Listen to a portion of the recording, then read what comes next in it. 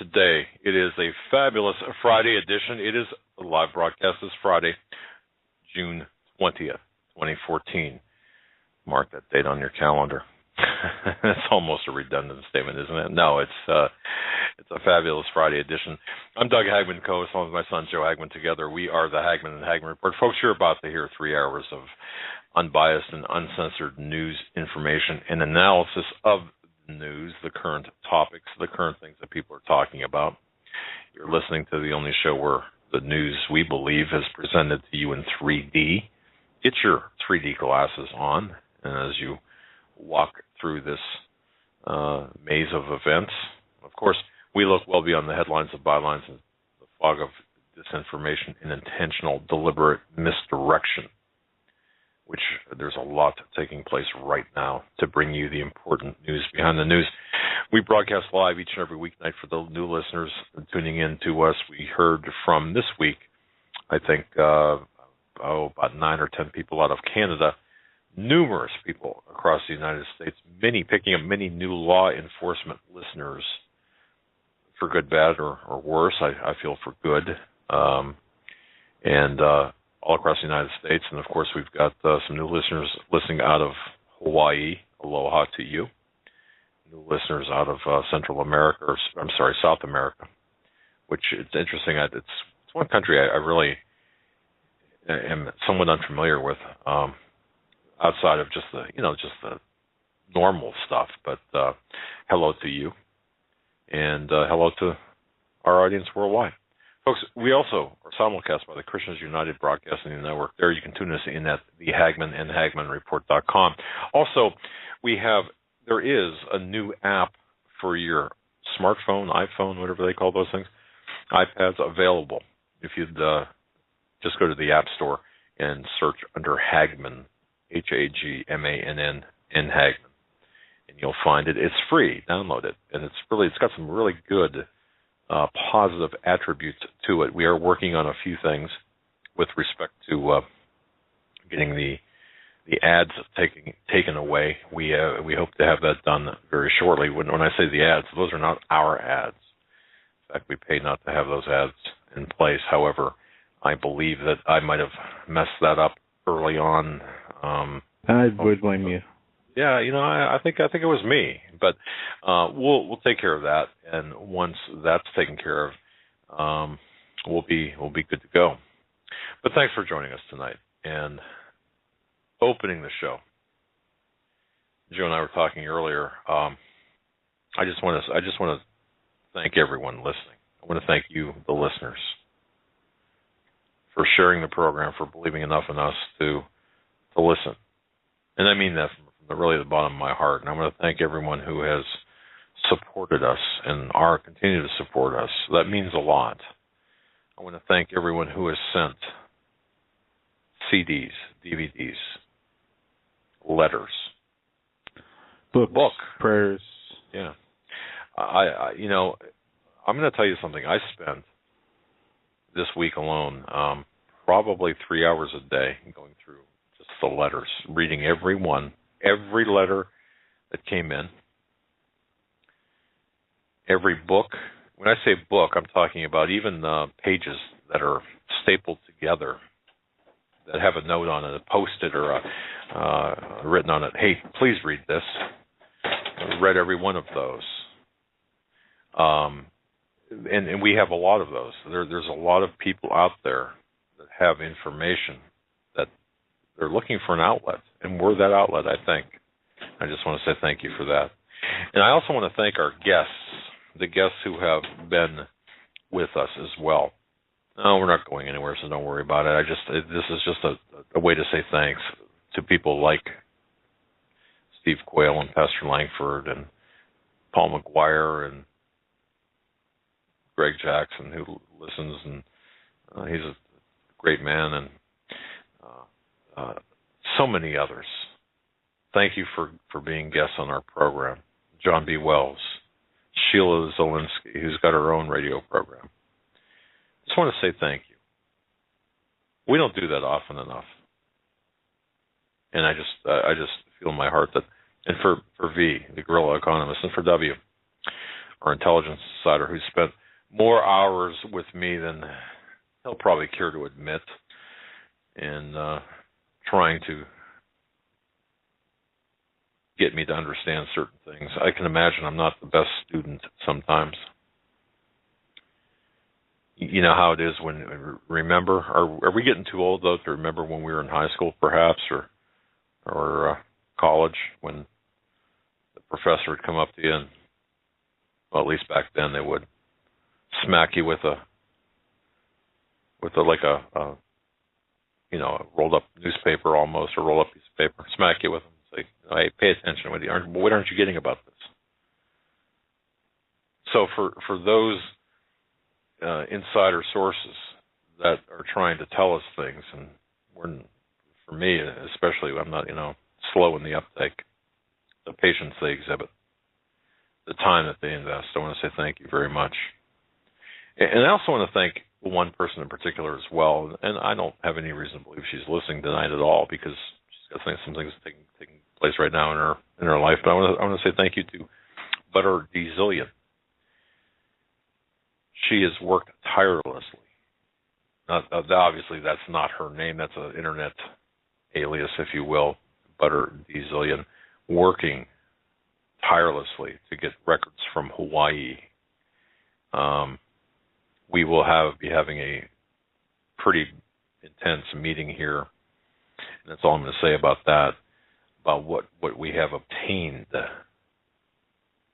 And folks obtained, or more accurately, what she has obtained, shows a pattern of deliberate lies. It's so blatant, so in your face, I just can't, I don't even know how to describe it. Imagine me telling you, you've got a brand new car out in the driveway that you just bought today. Imagine me telling you that, no, that car doesn't exist. Yeah, it is. It's right out in the driveway. And you go out and it's gone. That might be a poor analogy, but you get the idea. Well, we have, in the news today, we have audio from the White House on the IRS.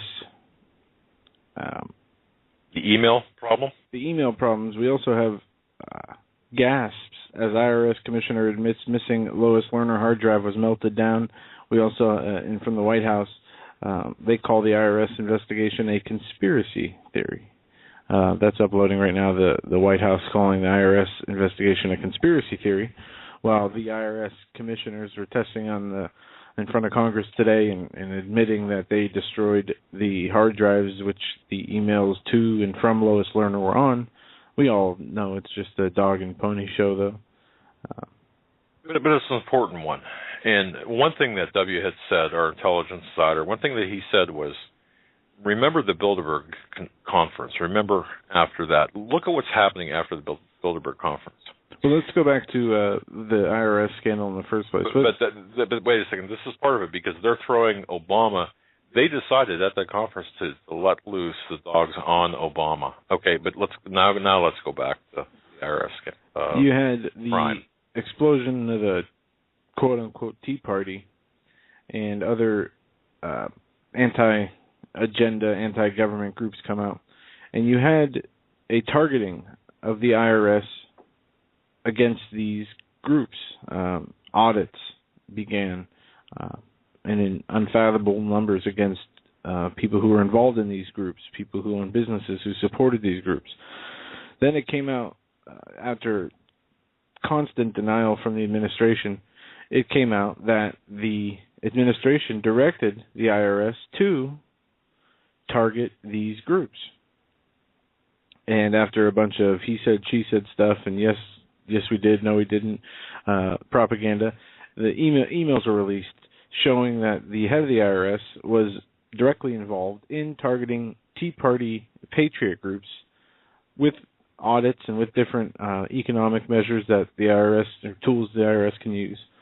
Now, the IRS, the emails came out, but the IRS was supposed to give copies of these emails to the committee that was investigating this.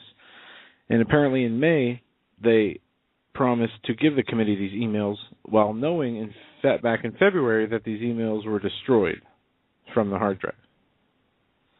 All right, so let's go through this logically here as if we were presenting this to a jury. What you're saying is they promised to deliver something that they knew was destroyed. Is that what you're saying? Yep. That's exactly what I'm saying. Here's what the White House said today on the IRS investigation. A special prosecutor, right, on the email controversy? Yes, I think for the wide range of reasons that I recited earlier. Now, on the investigation of the emails, did the investigators or the White House counsel look for emails between the White House and the chief of staff or other aides of learners? Are you asking about emails that would have been exchanged from the White House to learners' chief of staff or other aides, top aides? Well, I guess I wasn't aware that was a specific request from Republicans. Have they asked for that? I don't know. I'm asking you. They have not asked. Well, maybe he does. Was it just confined? Roger, it turns out that there have been 13 months of multiple congressional investigations, including 14 congressional hearings, 30 interviews with IRS employees, 50 written congressional requests, and 750,000 pages of documents. And all of that has done nothing to substantiate false Republican claims of a broader political conspiracy. So I don't know if you're floating another conspiracy or if this is a request from Republicans who are floating a conspiracy or what exactly the suggestion is. But the fact of the matter is we've cooperated extensively, and despite that cooperation, we've seen continued allegations of Republican conspiracy theories that just never pan out. So they're calling the IRS scandal conspiracy theory. Here's a quick 42-second clip from Fox News about the IRS admits the missing Lois Lerner hard drive was melted down.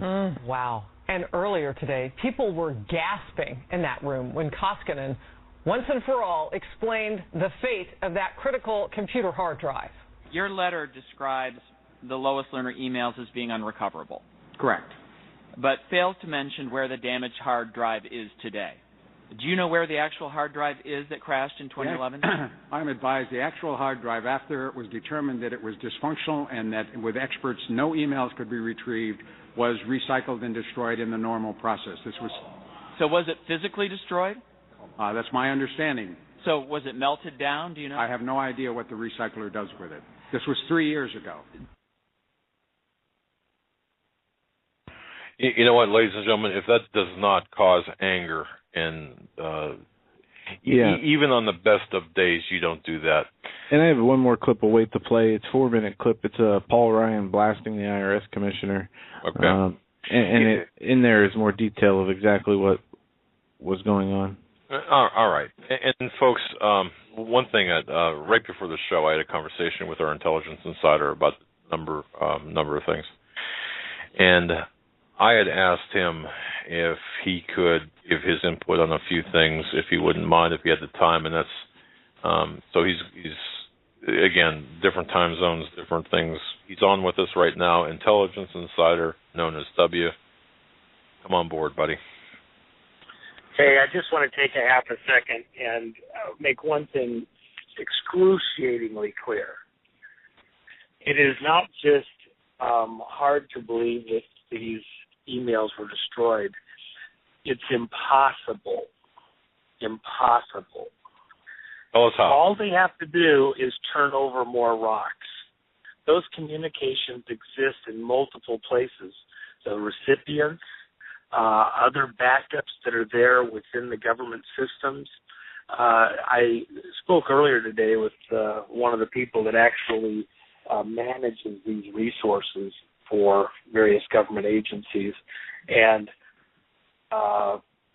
just take my word for it, knows with precision how these things operate in that specific building. And it's impossible. So anybody that accepts this, then you know that if the Republicans don't go absolutely over the top ballistic over this, that they're in on it. They're part of the cover-up. They don't want to find the truth. Because, the truth is out there. Yeah, it is out there. None of this is lost. Just means they're going to turn over a few extra rocks, Somebody has to decide they're going to go ahead and turn over those rocks. But my contention, and you started with it a few minutes ago, Doug, is that this is by design. They want to now, remember what was the worst part of the stuff with Watergate? The cover-up. Cover-up was worse than crime. So we're seeing the vilification of those people around this administration from multiple fronts and in the way that they present to the public, to the electorate. They're almost going out of their way to cause angst and to heat everybody up and get us all worked up. And that works if the ultimate objective is what?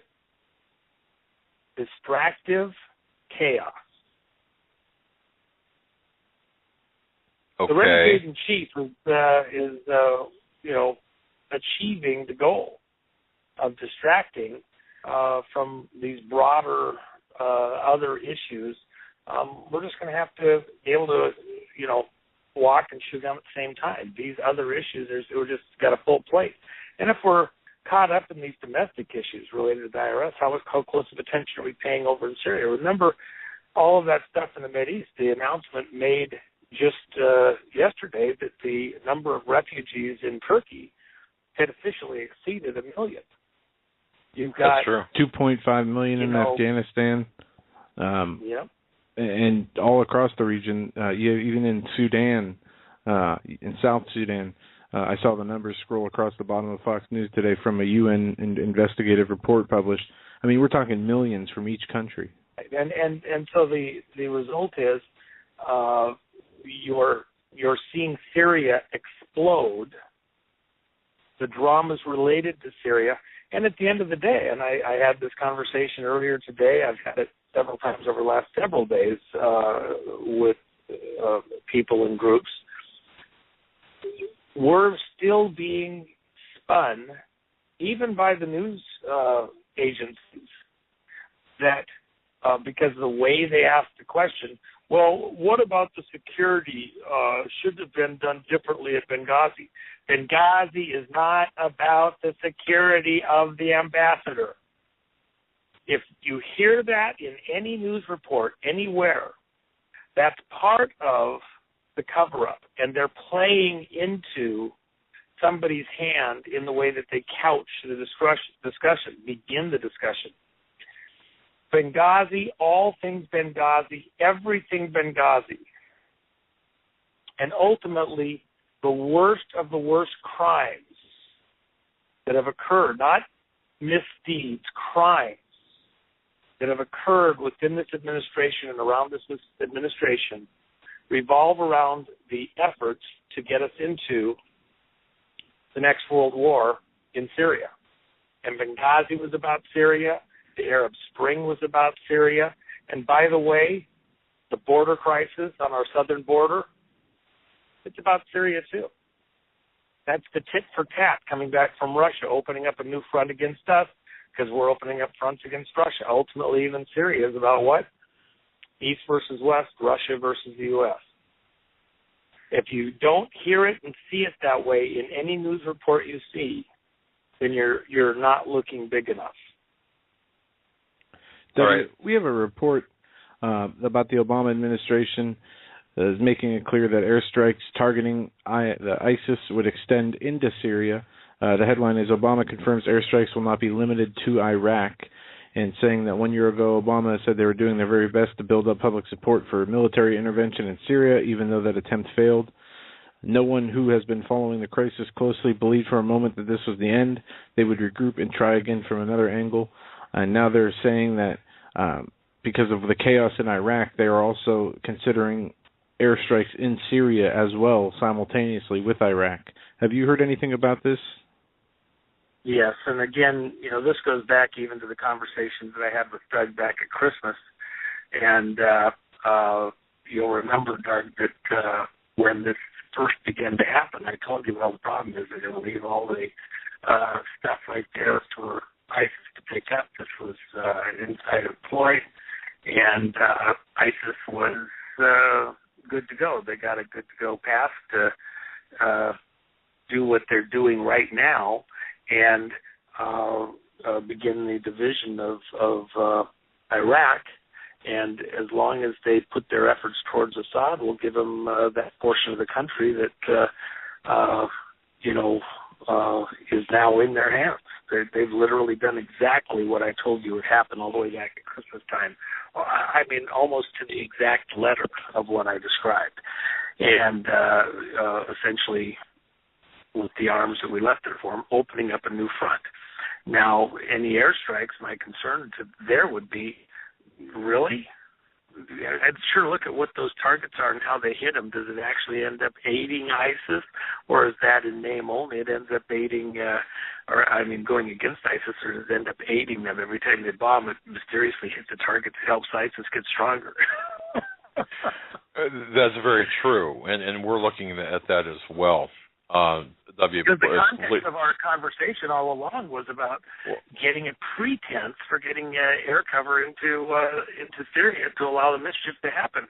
That's what we did with Gaddafi. We had the pretense to get in there with air cover, and then it was over with. That was what they tried to do with that mortar attack that started this whole thing out after Benghazi up there on the Turkish border, where they claimed that FSA sent a mortar in and killed a mother and child inside Turkey. And so that was the reason we needed to put up this 10-mile corridor buffer and then move all of the refugee camps into Syria and do this corridor of air cover into Syria. They were just going to dip their nose under the edge of the camel's tent and then go further and further and further. Well, this is the nose going under the edge of the camel's tent, the camel's nose going in the tent a little further and moving into Syria. And what do you think the Russians are going to do? What do you think the Syrians are going to do? They're going to decide, okay, well, if you can do that, we can do our strikes into Iraq. So there. Oh, okay. It works. Works both ways. And again, we're looking at a much broader, wider conflict ahead. The American people need to be stomping their feet and screaming bloody murder because, even the distractions, whether it be IRS or the people coming in over the border, or even, but what about the security for the ambassador? Because they asked for more security. We made multiple requests for more security. It's not about the security at the consulate, the embassy, the State Department facility, whatever the F you want to call it. That isn't what it was. It never was. And that was not its functional purpose was. And that's not the real story. Story is the broader gun running operation going on out of that location. Period. And if you're not on that story, then you're not on the story. Then you've bought into the foil, you've bought the ruse, and we'll never get to any truth that matters. Well, you sent me please don't go anywhere. I hope you have just a few more minutes because I do want to get into something here. Okay. You sent me first of all, you sent me an email with the Tea Party guy or person going to Hillary, wanting her book or wanting his copy of her book made out to Chris Stevens, and the whole big thing there was about security, and it seemed like everyone was kind of cheering him on. Boy, that's it certainly brings it to the forefront. You're saying no, it's not about security. We realize that it never was about the security of consulate, embassy, or anything. No, it was about the operation, gun running operation. Well, let me just say this because I've been in touch now over the last week where I've had multiple people in the media come to me and ask me very precise questions related to security and what the proper procedures are, and would there be certain types of assets that might come forward and talk about it and their role and what was messed up about it. And the reason is because these editors, these news directors, are following a script that's been handed to them that's really, they're being worked to focus on the security of the facility, the State Department facility where Stevens was killed and his requests for security. The reason the entire total 1 trillion% reason why there was not highly visible, extremely dangerous looking, heavily armed people at that facility, the villa where the meetings took place, because it was supposed to be low key. The whole intent was not to make a big footprint, not to make a big impression, to look low key, because it was positioned precisely in the shadow on the outskirts, 1,800 feet away, 6 football fields away from the largest CIA operations facility in that region, period. One of the largest in the world, that was conducting what? Supervising the biggest arms smuggling, gun running operation on the planet at that time, period. All the arms of Gaddafi out of the country to go up to Syria, to the borders of Syria, shiploads and shiploads. And the arms coming in supposedly to have helped the rebels take out Gaddafi, that then mysteriously were not really all needed, and they get transshipped right back out of those same warehouses up to Syria. So talk about anything related to security. Talk about anything related to Stephen's concerns. But whatever you do not look around. Put the blinders on. Make sure you don't see anything going outside the walls of that compound.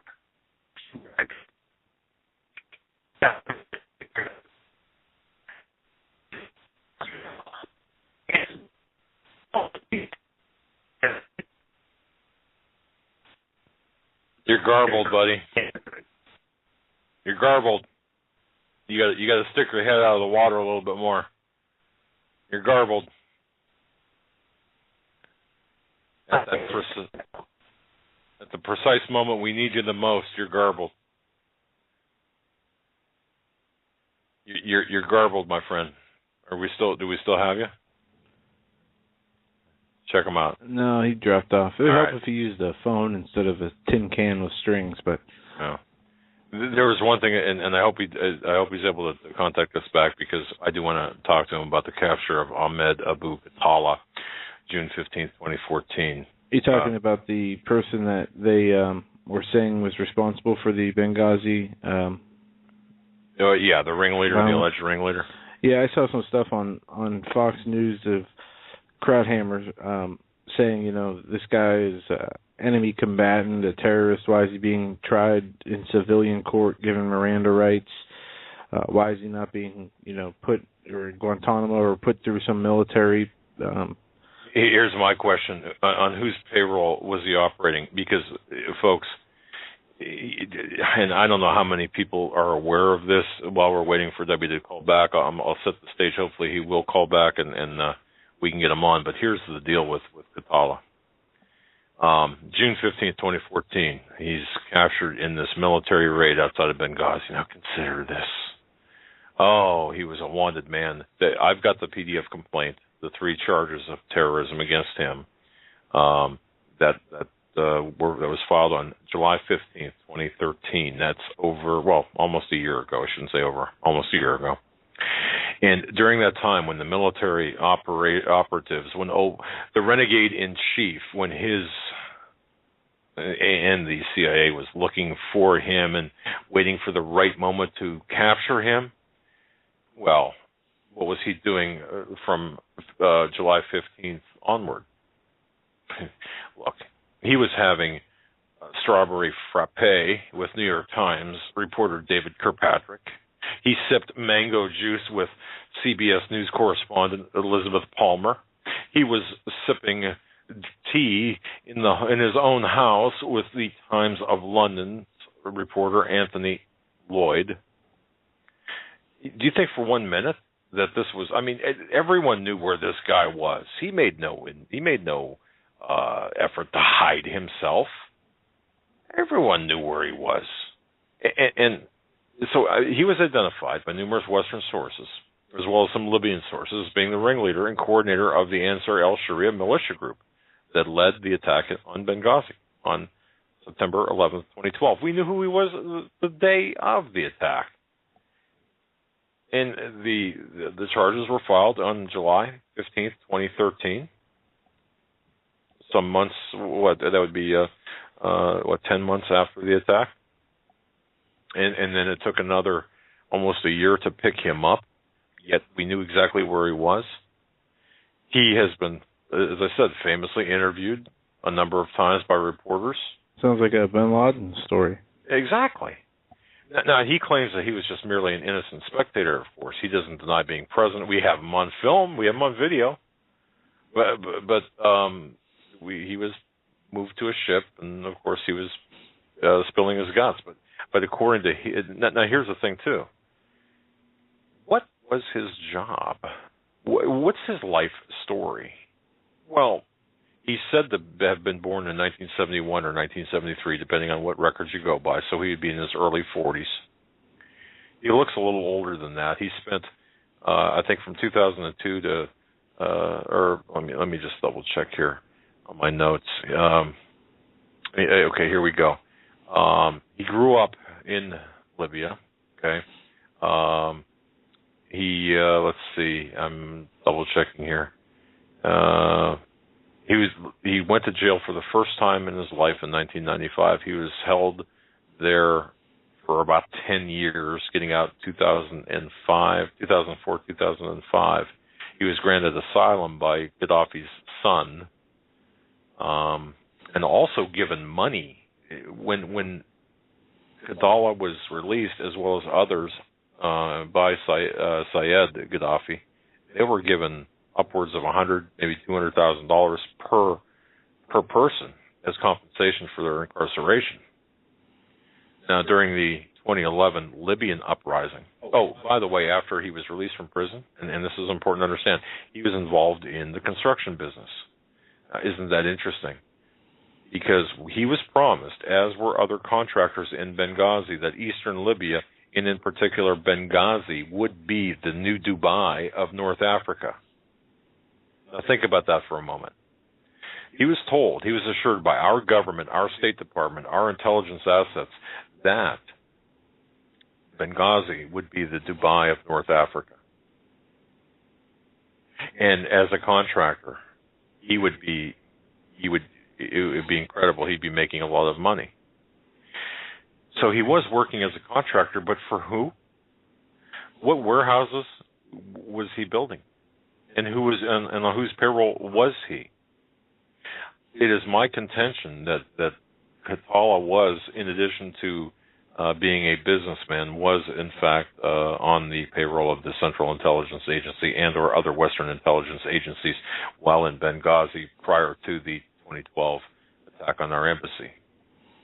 And you know something Khattala is saying right now through his attorney? It was the video, that anti-Islamic video that caused this attack. Of course. Okay, so now we've got him fitting into this official narrative, this official story. And when he's brought to Washington now, a Krauthammer, for all of the good these conservatives supposedly stand for, why don't you dig a little bit more and find out the truth? Khattala was part of Ansar al-Sharia. He was working both sides of the fence. He was working for the Americans and Saudis on one side, and he was working for the opposition on the other. I mean, he was generally a bad guy, but nonetheless a very enterprising bad guy. But he was, and here's the other thing too. And folks, you've got to think about this. You've got to understand this. According to numerous reports from many Western sources, including Western and NATO contractors, as well as Russian sources, many of the FSA fighters, Free Syrian Army fighters, initially sent into Syria in the time period right before and right after Benghazi were being trained at training camps on the outskirts of Benghazi.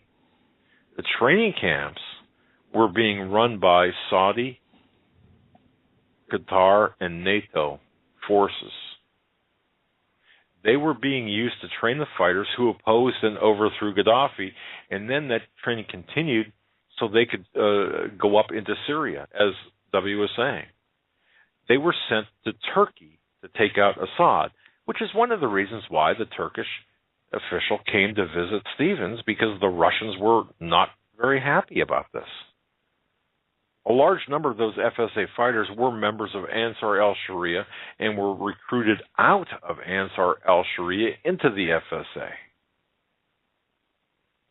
So, since Qatala was widely reported to be the head of Ansar al-Sharia in Benghazi, it would seem those training camps operated with some level of involvement, cooperation, and assistance from and with him. Who in the hell was he getting paid by? Who was signing his checks? It was the Western government. It was the Saudi government. We were the ones paying Qatala. Folks, do you understand how convoluted this is?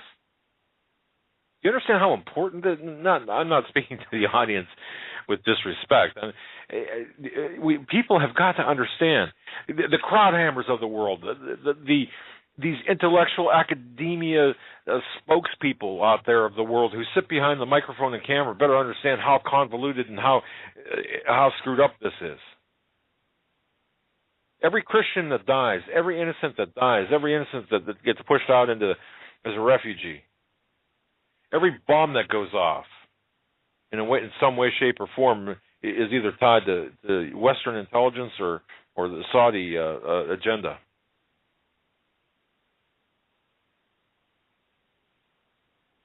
And of course, this is pitting America against Russia via proxy. But how long is that going to last? Joe, how long is it going to last? I see you resigned there. Yeah, you got that look of resignation, like, oh gosh, here he goes. Meaning me. No.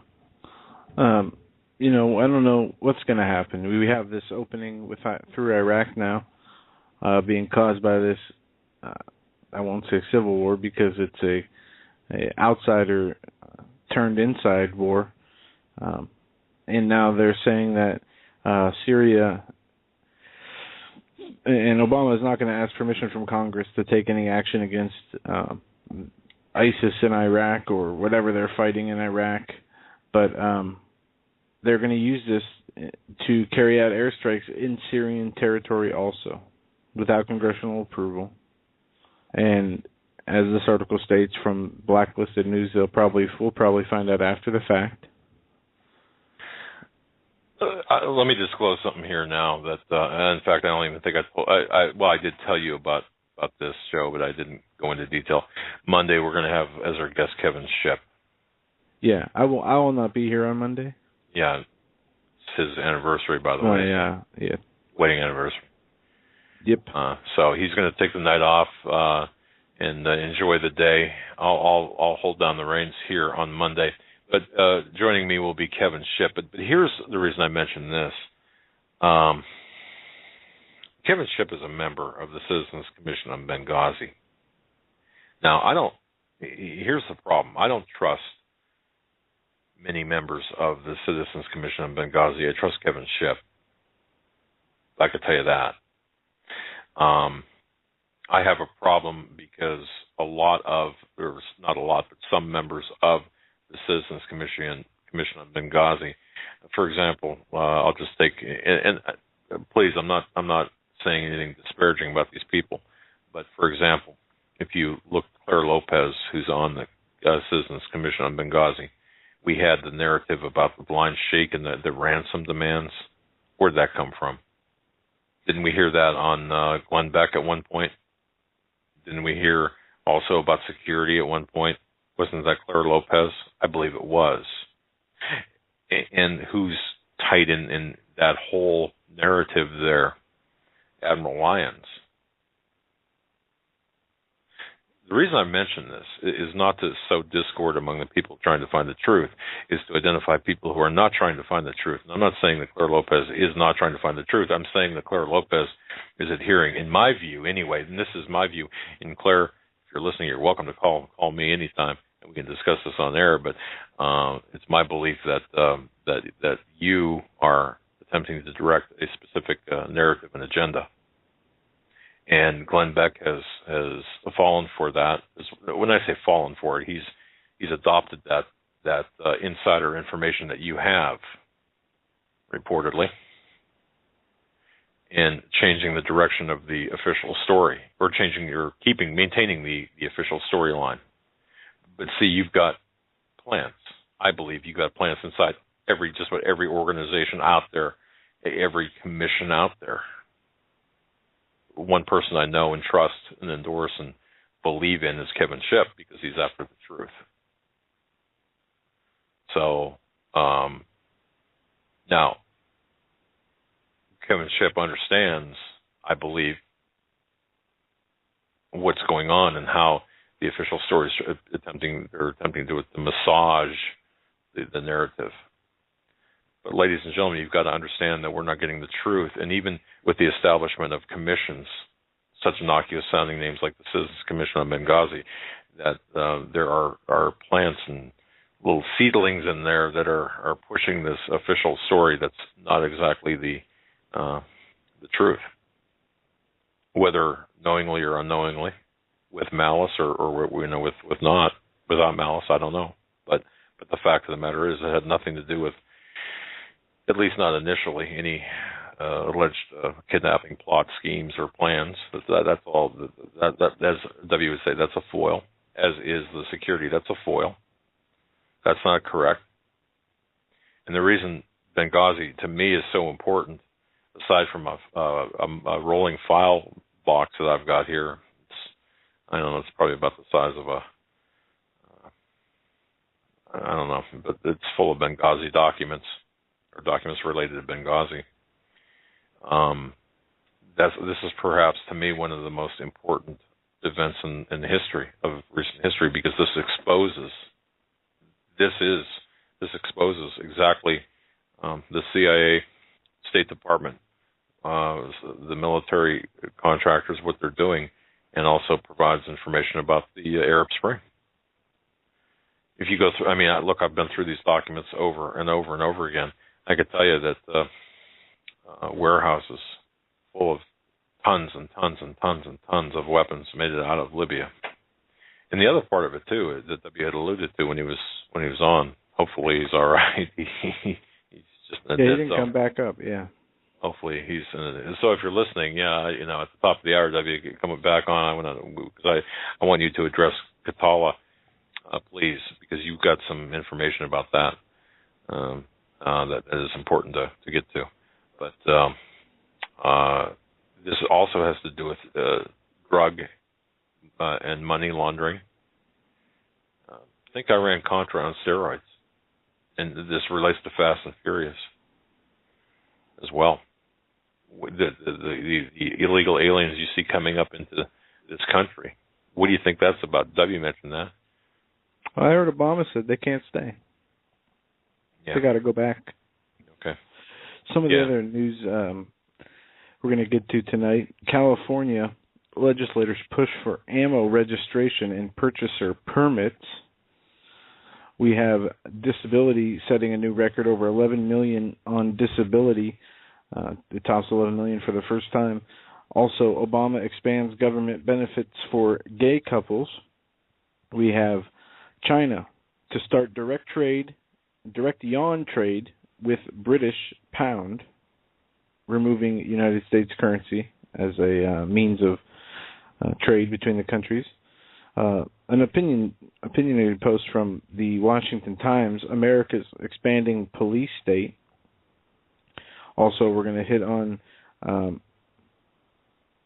U.S. Department of Homeland Security has told banks in writing it may inspect safe deposit box without warrant and seize any gold, silver, guns, or other valuables it finds inside those boxes. We also have You're muted. We also have a government okay. contract link for the transportation of these illegal alien children that is from January, which, remember when they were asking for the MREs and blankets and all this? Is this what they were being used for? Or is this what they were asking? What they were staging for, you mean? Right. In anticipation of this? Correct. That's a possibility, and we're going to get into that a little bit. That's a good catch, Joe. And several other pieces of news. I do have that Paul Ryan clip. Before you go back to the IRS. Okay, we will go back to the IRS. I made a mission and omission, and I want to just say thank you. And Joe, you should have reminded me because you shared in this as well. Okay, I just want to thank Jeannie. Jeannie sent us English toffee, homemade toffee. Yeah, and I forgot. You know why I forgot to thank Jeannie? Because I ate it all the first night. And not quite. I mean, she sent 2 bags. She sent a bag to you and a bag to me. Oh, okay. I destroyed my bag. Meaning, I ate you ate it. It was gone within the first 24 hours of me receiving it. And I got to tell you, I don't eat toffee, but this was like melt in your mouth, delicious, honest to goodness stuff that Yeah. I've just never had anything like this. So, Jeannie, thank you so very much for your kindness. And yes, our wives did partake. My wife did at least, and I got to tell you, now my dog didn't, of course, but my wife did, and boy, man, it was just fabulous. Melt in your mouth. So thank you so much. I have a feeling you're going to be hearing more about Jeannie and her initiatives.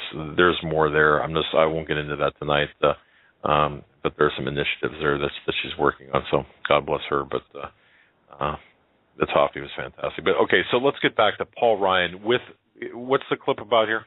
This is Paul Ryan questioning the IRS commissioner about the emails, about the whole situation. And this is a 4-minute audio. It's really good. Take a listen.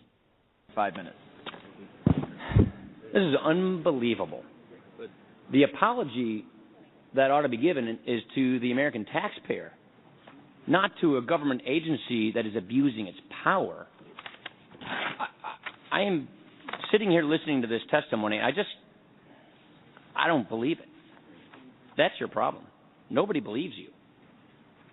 Come on now. The Internal Revenue Service comes to Congress a couple years ago and misleads us and says no targeting is occurring. Then it said it was a few rogue agents in Cincinnati. Then it said it was also on progressives. All of those things have been proven untrue. This committee sent a criminal referral of possible criminal wrongdoing just a month ago to the Justice Department. We've heard nothing. You bury in a 27-page letter to the Senate asking for them to conclude the investigation that you've lost Lois Lerner's emails during the time in question because of a hard drive crash. Monday, our investigators asked your agency whether any other hard drives crashed, and we learned that 6 other hard drives of the people we're investigating were involved. You didn't tell us that. We told you on Monday. On Monday. And what did you do with the information? Because we asked you. Right, and what did you do with that information? You told us on Monday because we asked you whether any other hard drives crashed. This is unbelievable. We answered you told us on May that you were going to give us all of Lois Lerner's emails, and you learned in February that this crashed. I did not learn in February it was a crash, and we told you on Monday. I'm not asking you a question. I'm just making a statement. My apologies. You are the Internal Revenue Service. You can reach into the lives of hardworking taxpayers, and with a phone call, an email, or a letter, you can turn their lives upside down. You ask taxpayers to hang on to 7 years of their personal tax information in case they're ever audited, and you can't keep 6 months' worth of employee emails? And now that we are seeing this investigation, you don't have the emails.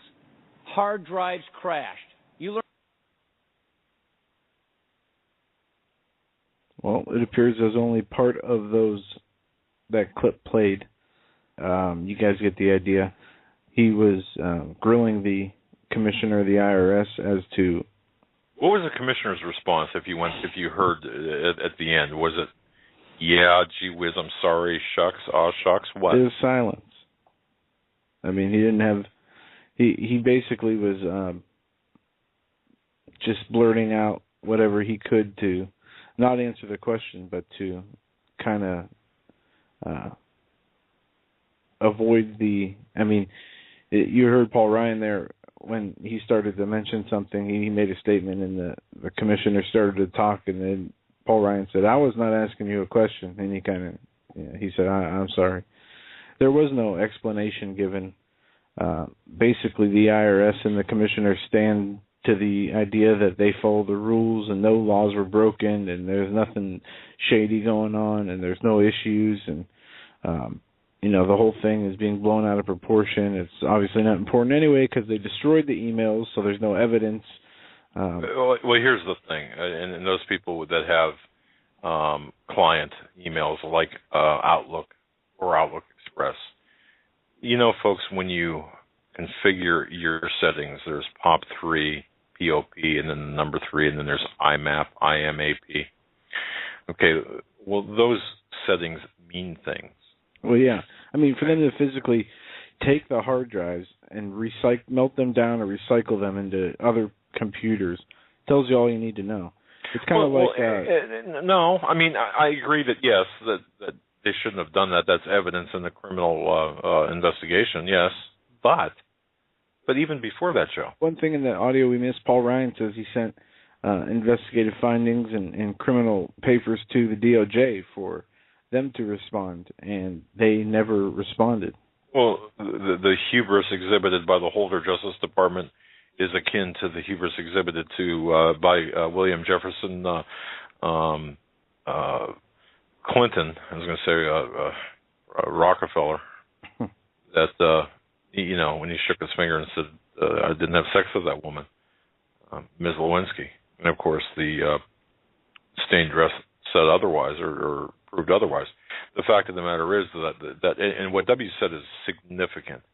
If none of the Republican, yes, I'm mentioning the word Republican, if no one in Congress, I don't care, Republican, Democrat, doesn't matter, if no one in Congress doesn't cry foul and make an issue of this, then we know they're in on it, period, plain and simple, that they condone it or they're complicit within it.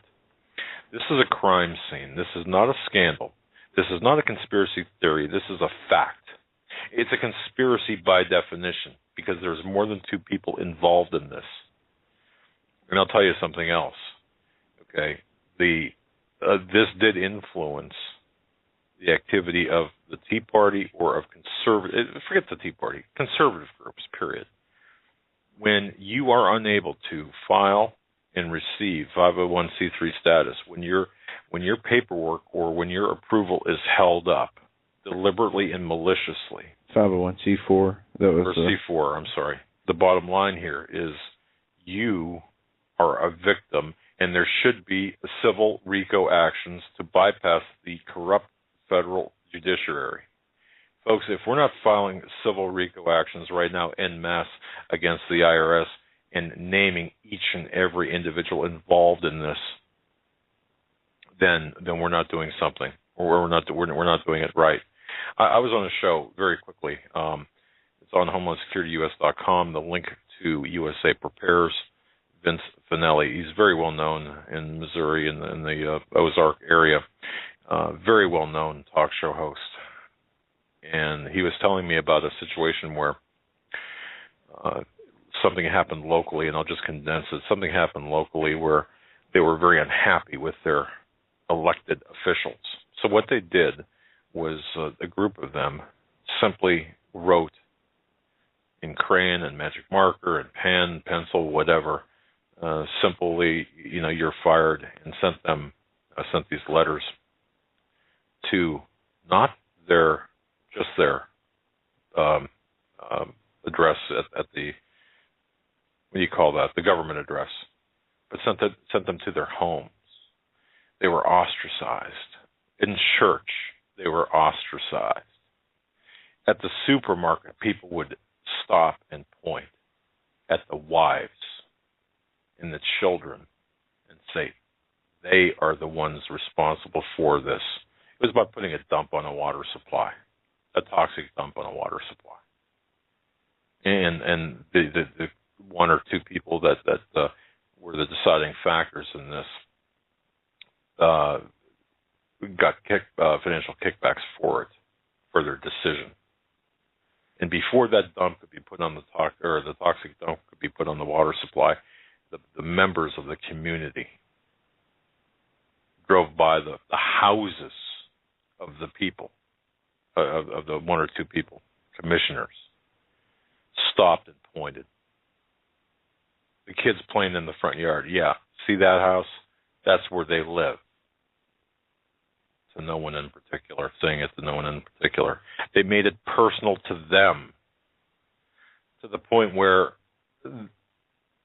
they backed off. They said, okay, we're not doing this anymore. But see, what was the deciding factor here? The people, the victims, we the victims, they the victims, made it personal against the people who sold their souls against the good of the community. This is what we need to do. We need to take the fight to their homes and to their families. And if that sounds like a threat, I'm not trying to threaten anyone. But what I'm saying is, if you're involved, let's say, well, for example, look at Hawaii. We have a situation in Hawaii where Butter D. Zillion is attempting to get records. And we're being managed, to put it politely, by certain people.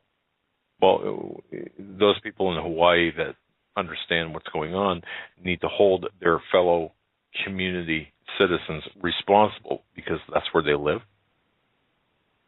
And yeah, we need to point them out. So if you live in the town, if you live outside of Washington, if these people are your neighbors, and even if they're not, we need to take the fight, proverbial fight, shall I say.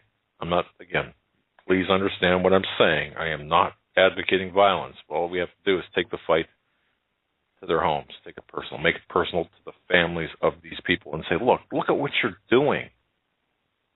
Let them know that we know what's going on.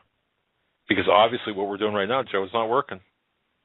Sending faxes, emails, and correspondence to their government offices isn't working, is it? Do you have a problem with that, by the way?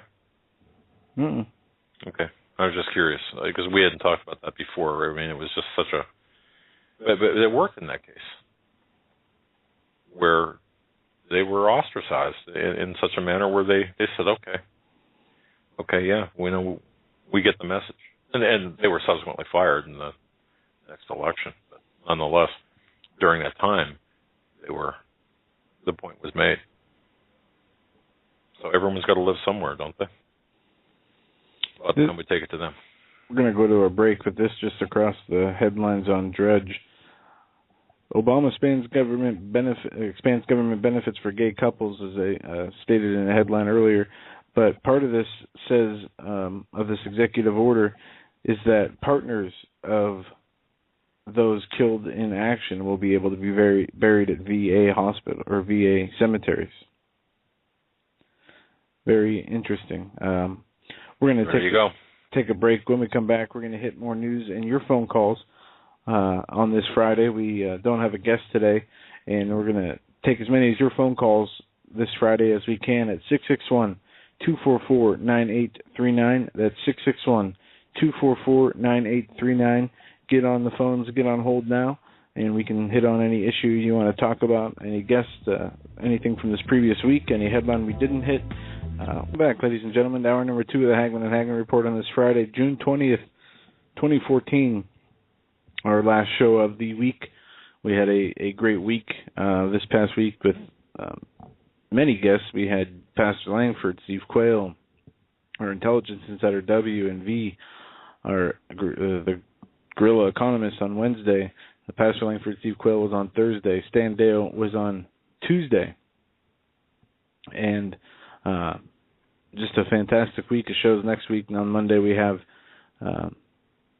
Kevin Shipp, the former CIA agent Kevin Chipp coming on Monday, and next week we'll also have some other guests that we are working out the scheduling of today and through this weekend. Starting off this hour, China to start direct yuan trade with British pound and its currencies on Thursday, the country's top foreign exchange trade platform said, in another step in its push toward internationalize the unit.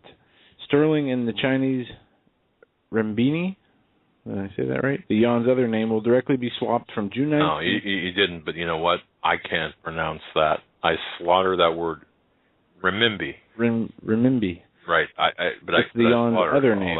Yeah, I kill that all the time. It will be directly swapped from June 19th without using the U.S. dollar as an intermediary, the Chinese Foreign Exchange Trade System said in a statement on Wednesday.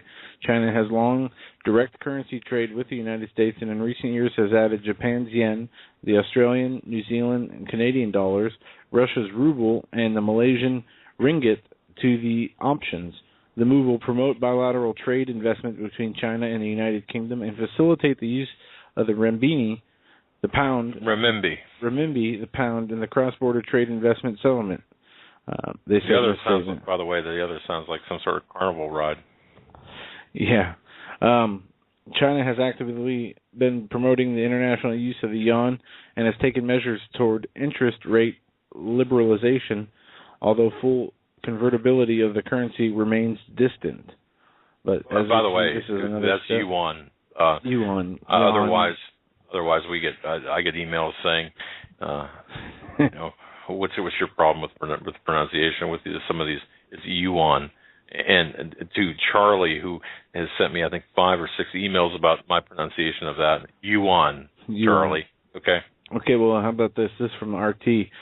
Secret trade agreement covering 68% of world services published by WikiLeaks. A text of a 19-page international trade agreement being drafted in secret was published by WikiLeaks on Thursday as the Transparency Group's editor commemorated his 2-year anniversary confined to the embassy in London, the Ecuadorian embassy in London. 50 countries around the globe have already signed on to the Trade in Service Agreement, or TISA, including the United States, Australia, the European Union. Despite vast international ties, however, details about the deal have been negotiated behind closed doors and are largely ignored by the press. In a statement published by the group alongside the leaked draft this week, WikiLeaks said proponents of the TISA aim to further delegate global financial service markets and have participated in a significant anti-transparency maneuver by working secretly on a deal that covers more than 68% of world trade in services, according to the Swiss National Center for Competence and Research. Touting the deal earlier this year, the U.S. Chamber of Commerce said the successful TISA agreement would benefit America's service industry and its 96 million, or 84% of the nation's private sector workers. As its chief goal, this TISA should expand access to foreign markets for U.S. service industries and ensure they receive national and most favored nation treatment, the Chamber said in a deal in February. It should also lift foreign governments' sectorial limits on investment services, eliminate regulatory inconsistencies that at times loom as trade barriers, and prohibit restrictions on legitimate cross-border information flows and bar local infrastructure mandates relating to data storage. WikiLeaks warns that this largely important trade deal has been hardly discussed in public, however, notwithstanding evidence showing that policymakers involved want to establish rules that would pertain to services used by billionaires worldwide. The draft Financial Service Annex sets rules which would assist the expansion of financial multinationals, mainly headquartered in New York, London, Paris, and Frankfurt, into other nations by preventing regulatory barriers, WikiLeaks said in a statement. The leaked draft also shows that the U.S. is particularly keen on boasting cross-border data flow, which would allow uninhibited exchanges of personal and financial data. It goes on to state in this article that amendments from the U.S. are seeking to end public-provided services like public pension funds, which are referred to as monopolies, and to limit regulation of all financial services, she said. They want to freeze financial regulation at existing levels, which would mean that governments could not respond to new developments like another global financial crisis. what's the bottom line in all that? Well, the bottom line here is it says that basically the agreement that was brought up in secret here is a secret agreement for NGOs and businesses that are right intergovernmental, I guess, or that have the the fascist relationship is all right.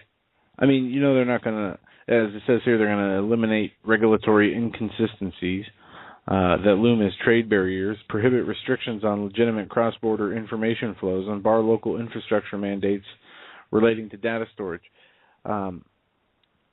A couple things here. Eliminating regulatory inconsistencies that loom as trade barriers.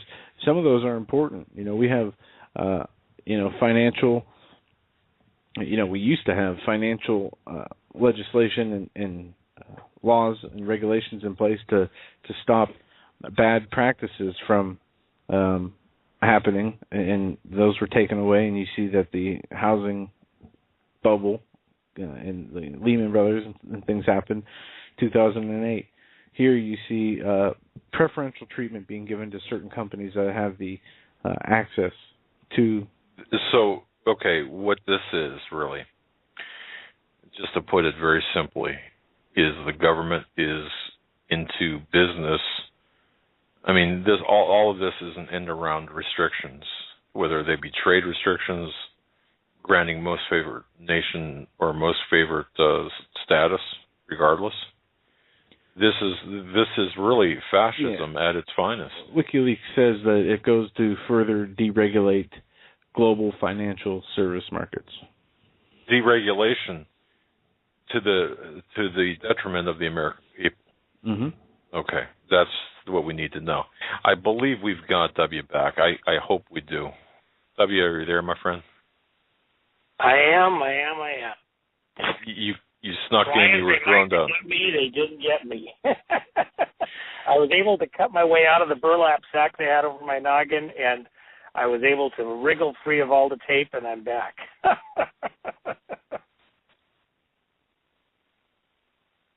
Are you there? Sorry about that. I thought they had you now. No, actually, Joe had just passed me a note, and well, you've met me. I can't do two things at once, for crying out loud. But W, let's pick up and from where you left off. One of the things I wanted you to address, because I think it's so important. I was trying to get across to our listening audience the importance of Katala, the arrest of Katala, which is like some scene out of Die Hard, Die Hard 7, maybe, where here's Katala 9 months or since June 15th of 2013, after the paper was filed. My gosh, he's sitting in his home drinking strawberry frappes with New York Times' David Kirkpatrick, mango juice with Elizabeth Palmer from the CBS News, and having tea with London's. Yeah, he's a healthy eater. Yeah. So well, one of the questions. Let's back up for a second. What was he before this all happened? He was just a construction worker. Yeah. Okay. So, one of the questions that we should be asking: who for? What companies were doing construction work in the area of Benghazi in the years prior? And who was he working for? And by the way, which companies were supervising those projects, and who are they connected to? Just a question. I'd sure like to see that. Don't lie. We may already know the answer in some places, so if you're going to lie, that's going to tick somebody off. But go ahead. I want to hear that answer. Katala, one of the interesting things about him is supposedly, here he is, the militia chief for the local Ansar al-Sharia, neighborhood block watch militia group. And so, who is Ansar al-Sharia? We'll get to AQIM in a minute. Ansar al-Sharia is kind of a generic term. It's almost like saying Christian church. Okay, like there was something else. So Ansar al-Sharia is, let's go back to, old school religion of Sharia. Together, it's kind of what it means in a way. So what happened about a year and a half prior to the Benghazi incident, because, we have to look at the history in that region.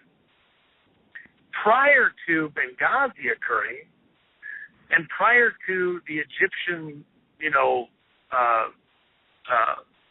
Muslim Spring, what was going on? There was intel operations, covert operations, spy versus spy stuff. They're going on in the region. And, of course, we know now that, for example, the Brits were inviting the French. Hey, we got a little something cooking up in Egypt. You want to join in? We got a place for you at the table. Come on in. Party's going to be great. Water's fine. Should be great. Hot tub's warmed up. And we have the emails. We have the people talking between each other saying this. This isn't just somebody's theory. Tony Blair was talking about this after he was out of office. Exactly. So, see, to act as though the Arab Spring, Muslim Spring came out of nowhere, we were all so shocked and surprised. No.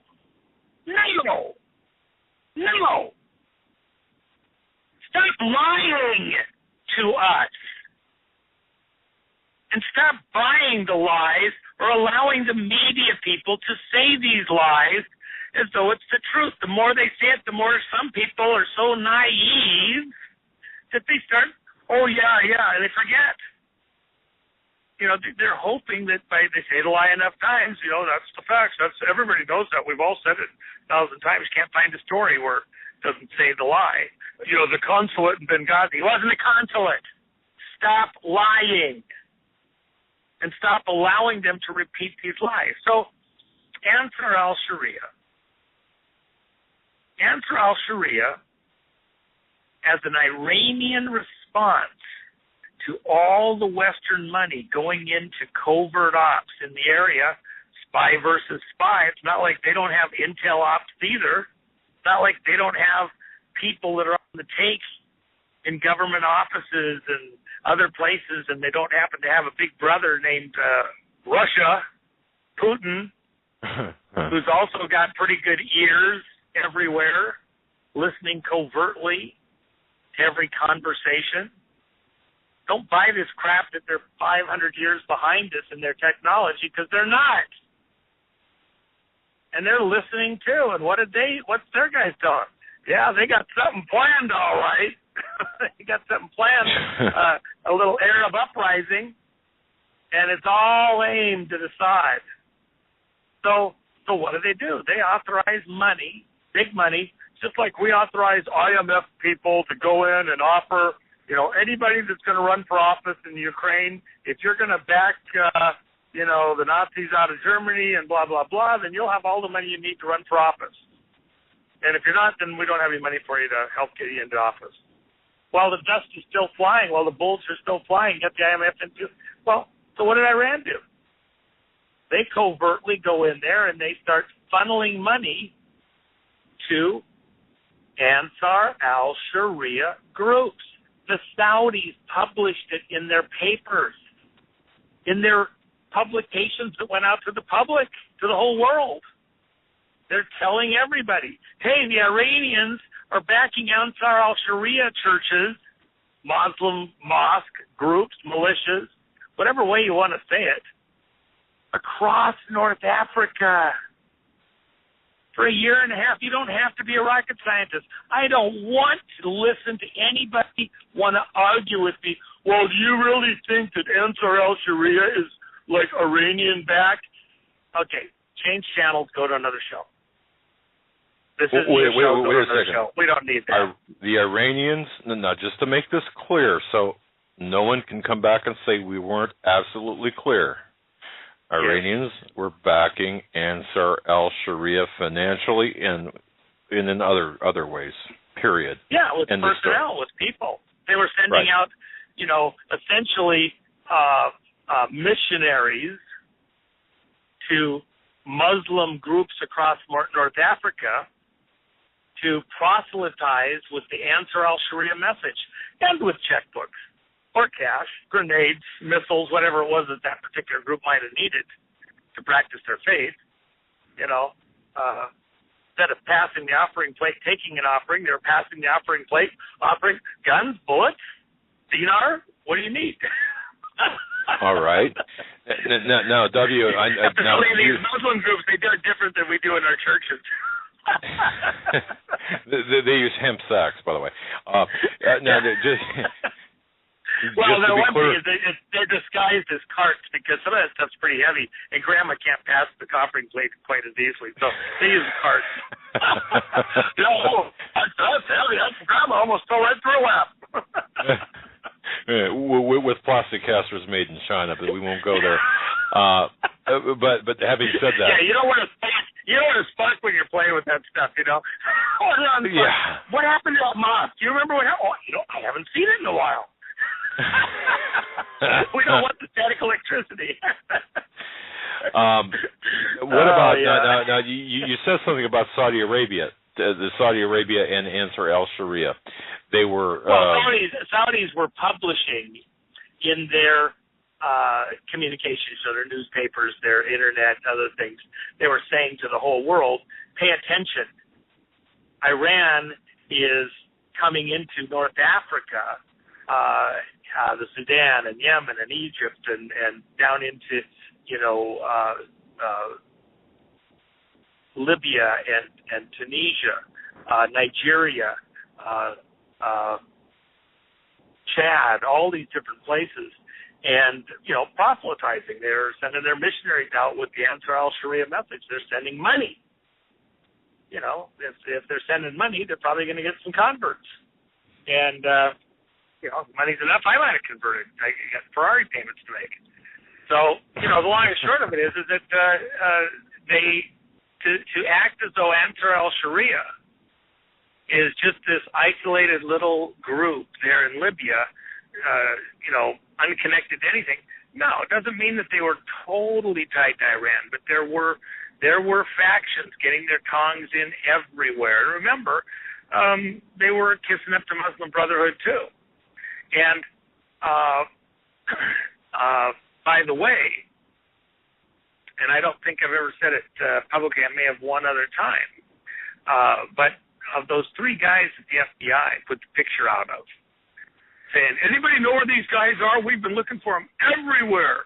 We checked the rock concert with Elton John. We checked, I think we looked over at the UN, see if he visited, Those three characters, two of them are Libyan. They're kids. The one guy, he's from Yemen. And what's his connection? Who's he? The missionary? Rabble-rouser? Buddying up with Katala a little bit, trying to push the message? Katala, this is not a highly sophisticated person. You're not dealing here with, Al Capone or something. Relatively unsophisticated. He spent most of his life, his adult life, in prison under Gaddafi. They didn't send him to college while he was in prison. He spent most of his time contemplating his navel in the fetal position. So, they honor him. He's not the greatest guy in the world. He's not the worst guy in the world. A little bit suggestible and naive. But he also, what's interesting, think about what was occurring when we say that Benghazi was about way more than just the death of the ambassador and his aide and the GRS agents. When we say that Benghazi was more, what are we talking about? The gun running. What else? The people running. Where were these people coming from that were these FSA fighters going into Syria? I mean, you're running the guns up there, who's going to shoot them? And they just going up there, they had family dinner, and they got the right shoes on, and they go up there, I got camo, and I'm ready to fight. No, they went to training camps. They went to boot camp. Well, where did they go? Forever after Gaddafi got in power, every movie, every script, every book, all the training camps of the terrorists being trained in the deserts of Libya. And Gaddafi's training them and giving them money to send them out over the whole world and blow up the world. It's the Libyans, it's the Libyans. And most of it, yeah, there's some there. There was some there. But then again, wasn't that much there. More hype than it was real. But I'll tell you what, for that year and a half prior to the Arab Spring, during the Arab Spring, up to Benghazi, it was real then. Those training camps did exist. And Gaddafi wasn't running them. Gaddafi wasn't running them. Who was?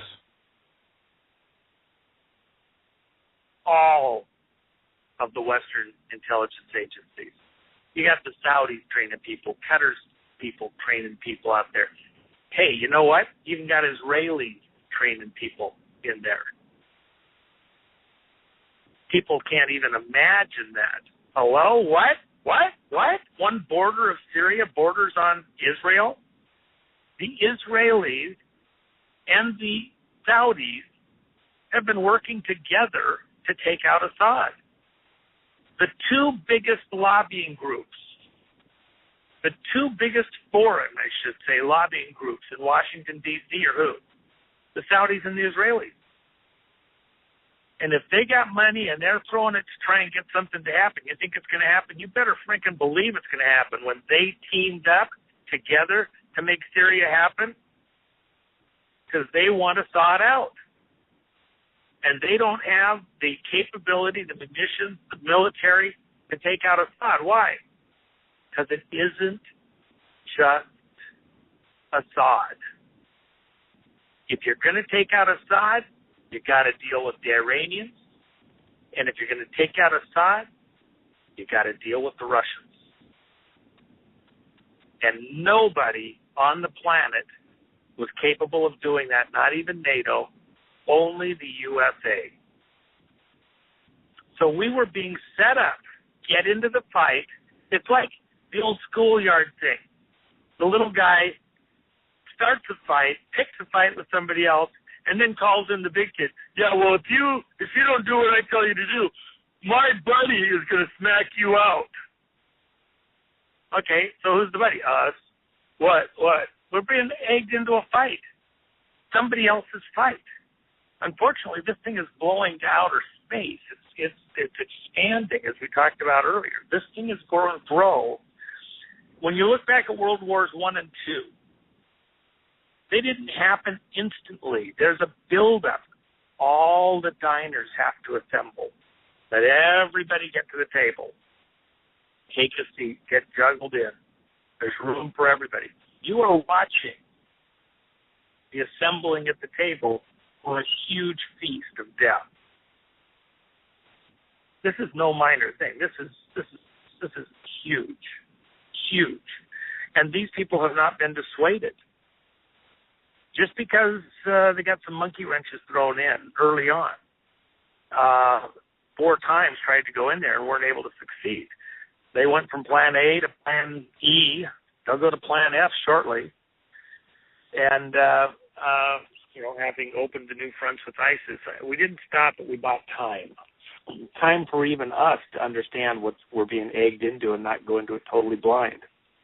What about AQIM? Is this a good time to ask about AQIM? And what's going on in South America or south of us? The deal with AQIM, Al Qaeda and the Maghreb, and it fits in the rest of this conversation. There was 2 groups really present at Benghazi that were visibly present with a major presence. And that was Ansar al-Sharia, which was this local militia that's, supposed to be kind of providing block watch protection and stuff like that. And these players who sifted into that crowd with other objectives, like the Yemeni rabble-rouser who had really other ulterior motives. And what was the whole point of causing something to happen there at that exact moment? in the big picture, because we were on the process of shutting down everything we've been doing and stepping back away from that area, in the big picture, Benghazi and the arms smuggling, the gun smuggling, and even the militia fighter smuggling, the freedom fighter smuggling from those training camps all around Benghazi, that was kind of winding down. It was in its last little bit. There was quite a bit to do still with the fighters, but the arms, for the most part, had already gone. And so with that in mind, if you were going to expose what had transpired with the gun running, which was, illegal by international law, they can say, well, the president can authorize anything he wants. Okay, well, he can. Congress can come in and shut it down. There was a lot of unauthorized activity. So let's put it this way. If you thought Iran-Contra was bad, Iran-Contra was a tea party, literally. And this is, an all-out gunfight with blood in the streets. There was no millions of refugees during Iran-Contra. There was no thousands and thousands and thousands and hundreds of thousands of people dead in Iran-Contra. With what we did. It was, a tempest in a teapot compared to this particular situation. And so for comparative purposes, as huge as this is, the administration is just as concerned that this would ever get any traction, and not just the administration, all the other governments involved. That's why make it all about security, all about anything but what was really going on, the gun smuggling. And as long as it's about anything else, you can talk about all you want, get animated as you want, point fingers at anybody you want. As soon as you get to the gun smuggling, now we got a problem, because that goes to activities that are, they're off limits. You can't talk about these things. AQIM was the other group that was present. So, let me just add this one thing on Ansar al-Sharia. So the local militia leader, if you have AQIM or if you have Ansar al-Sharia recruits that you're going to go stand up to do jihad in Syria, who's going to help recruit those people in and vet them and get them in there? Well, it's going to be the Ansar al-Sharia leaders. And what was the logistics location for people trying to be funneled to those training camps? Well, it was people like Katala. So he was talking to all the other Ansar al-Sharia groups throughout the region, throughout North Africa. He was helping coordinate the movement of those fighters into town, and then those families would get paid money. Their groups would get paid money based on the number of recruits that came to participate in jihad. So Katala is part of the, not just the gun running smuggling in that he's helping to direct people to the various people and agencies where they can get paid for whatever they've got spirited away in their house, money for guns out of Gaddafi's arsenals to take them off the street and ship them to Syria. Katala is also helping to coordinate if people want to go participate in jihad like he did, because remember, he helped take out Gaddafi. He's a hero in the neighborhood. So, you want to be a hero in the neighborhood also? Well, you got to go up to Syria and fight Assad. So you want to do that? Well, you'll get money for your family, you'll get money for the community and for our group, and here's the guy to talk to, and they'll vet you, and you'll go out to that training camp over there. And so he was one of the people who was helping direct people out to essentially end up in those training camps. So to say that we don't know who he was or what his involvement was and his cover with his construction company, who was the construction company, what was their real cover, they say they didn't know how many CIA officers and contractors were present in the country. Well, yeah, because a lot of them came in under what? Under work covers. And they left because they didn't know who'd been exposed. Okay? So then we go back to how can you say that, Katala was feeding information and people to us and the Brits and Qatar, specifically the Saudis. He was telling them that there was problems in the neighborhood, and that there's some rabble-rousers come in from Yemen. So, and by the way, since they didn't show up and do a forensic investigation at the villa for 2 months after everything happened, what evidence are you going to use against Katala to prosecute him with? Point. That he showed up in the video? So he showed up in the video. And somebody says, well, where should we go? Well, go down to that end of the street and make sure that nobody gets down that end of the street and shoots the gun over there and find out what's going on. And he points his arm the other direction. You know, so he said some things. You're going to say, and somebody says, well, he was directing the whole thing. What was he doing? Directing traffic? He called the shots? Who was calling the shots with him? I can tell you what the real conversation was, and I'm not going to tell you that right now, but I can tell you what the real conversation was, and I told you that privately, Doug. What the real conversations were in the community about the pullout, because everybody in the community knew that things had changed and people are starting to pull up stakes. They're getting ready to bug out. And they're like, hey, you're not leaving. You promised us you're bringing Westerners. We're going to turn Benghazi into Dubai. Where's everybody going? And the locals were getting all stressed because they've been promised. They're going to be the next Dubai. It's going to be wonderful. It's going to be heaven on earth. And all of a sudden, everybody's leaving. Why? Because they got everything they want. They looted all of Gaddafi's warehouses, the storage areas, and all that. They're all heading for Syria. That's where the party's moving. Hey, everybody in your car, we're all going to Syria for the party.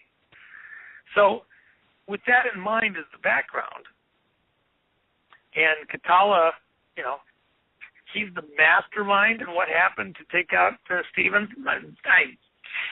Don't waste our time. Okay, if you're not serious, if anything is about security or these guys attacking it and it doesn't address the gun running in the region, then you're part of the cover-up. You do not want to get to the truth. You don't. Sorry, they didn't tie me to the train tracks. So this happens to be a train right by. So somebody doesn't want to get to the truth, and we do want to get to the truth. So we're going to stop accepting diversionary stories and conversation. If you talk about Benghazi and you talk about Stevens' death and his assistant's death and the GRS agent's death in the context they should have had more security, then you're part of the cover. Security, they had that annex could wage a war all by itself. They had a lot of security right there. That's why they had a low-key operation where they were at. And they were trying to keep it low-key, not to attract attention, not make it look like a big deal.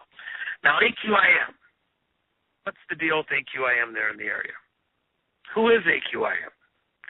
AQIM is the richest of all the jihadist groups, really probably in the world.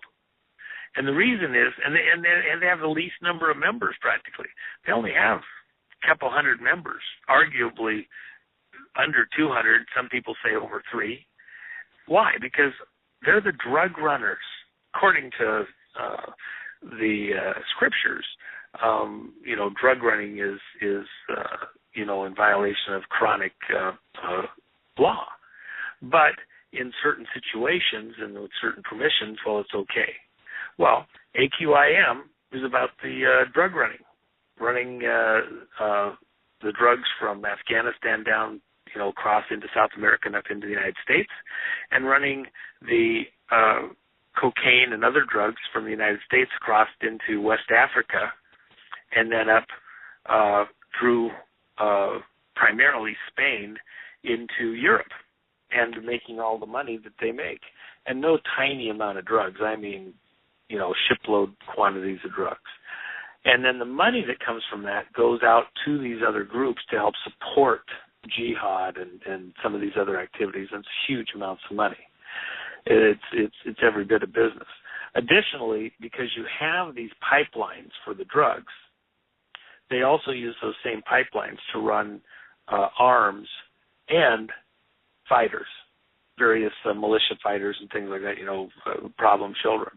Those connections into the underworld across South America and across Europe are very, very strong. And AQIM is that connection point. They've taken whole, 727s and load it to the brim with drugs and fly it from South America across to Africa, and then just belly land it into the desert, unload it, walk away because the drugs were worth so much the plane's meaningless. Calling it stolen, but half the time it's fun that they've appropriated appropriately, and then just gut it out, throw the drugs in, and fly it till you want to, don't try to land it, just belly her in there. Is AQIM supported by Western intelligence and operated by Western intelligence? Well, I think that any thinking person has to ask those types of questions. They have huge amounts of money that is very hard to pass, convey, use, spend without being visible. They convey it all over the place. I can't give you, Doug, $500 without Lois Lerner and all of her cronies breathing down our necks to find out where I got my money from and what you're spending your money with. Exactly. And to turn around and act as though billions of dollars is laundered and nobody knows what happened.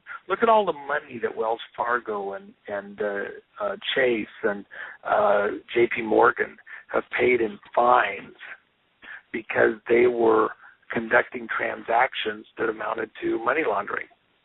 And money laundering not just for avoiding taxes or moving it between groups without, everybody's knowing. It was drug money. It was arms money. This is happening plain sight. Why? Because the intelligence agencies are behind it. They're in on it. If you remember, that's what I told you was going on down there in Arkansas and the other development finance authorities across the U.S.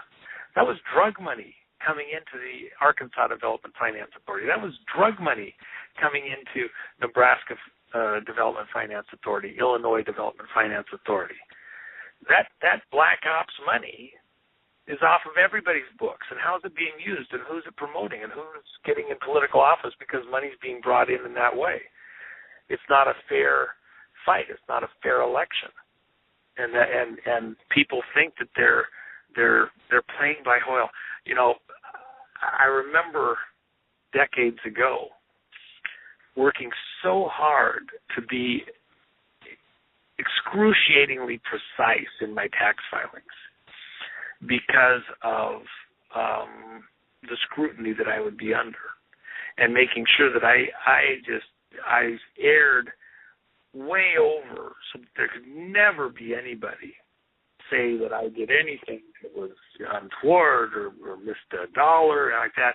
Somebody scrutinized me, if I'm in a 35-mile-an-hour zone, I drive 33 just in case my foot slips a little bit and I might accidentally hit 35, but I certainly don't want to go 36 because what, you think the laws don't apply to you? You go in to do a polygraph and first thing guy says, well, so do you ever speed?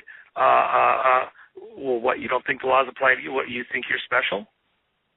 Why do you think it's okay for you to speed and everybody else doesn't have to, they have to obey the law? So, trying to err extra. And then I look at the things going on around us under the guise of honest government and honest political process. And I realize, oh my gosh, I'm trying to play by the rules in the crime syndicate's Sopranos bar. And I'm trying to play by the rules.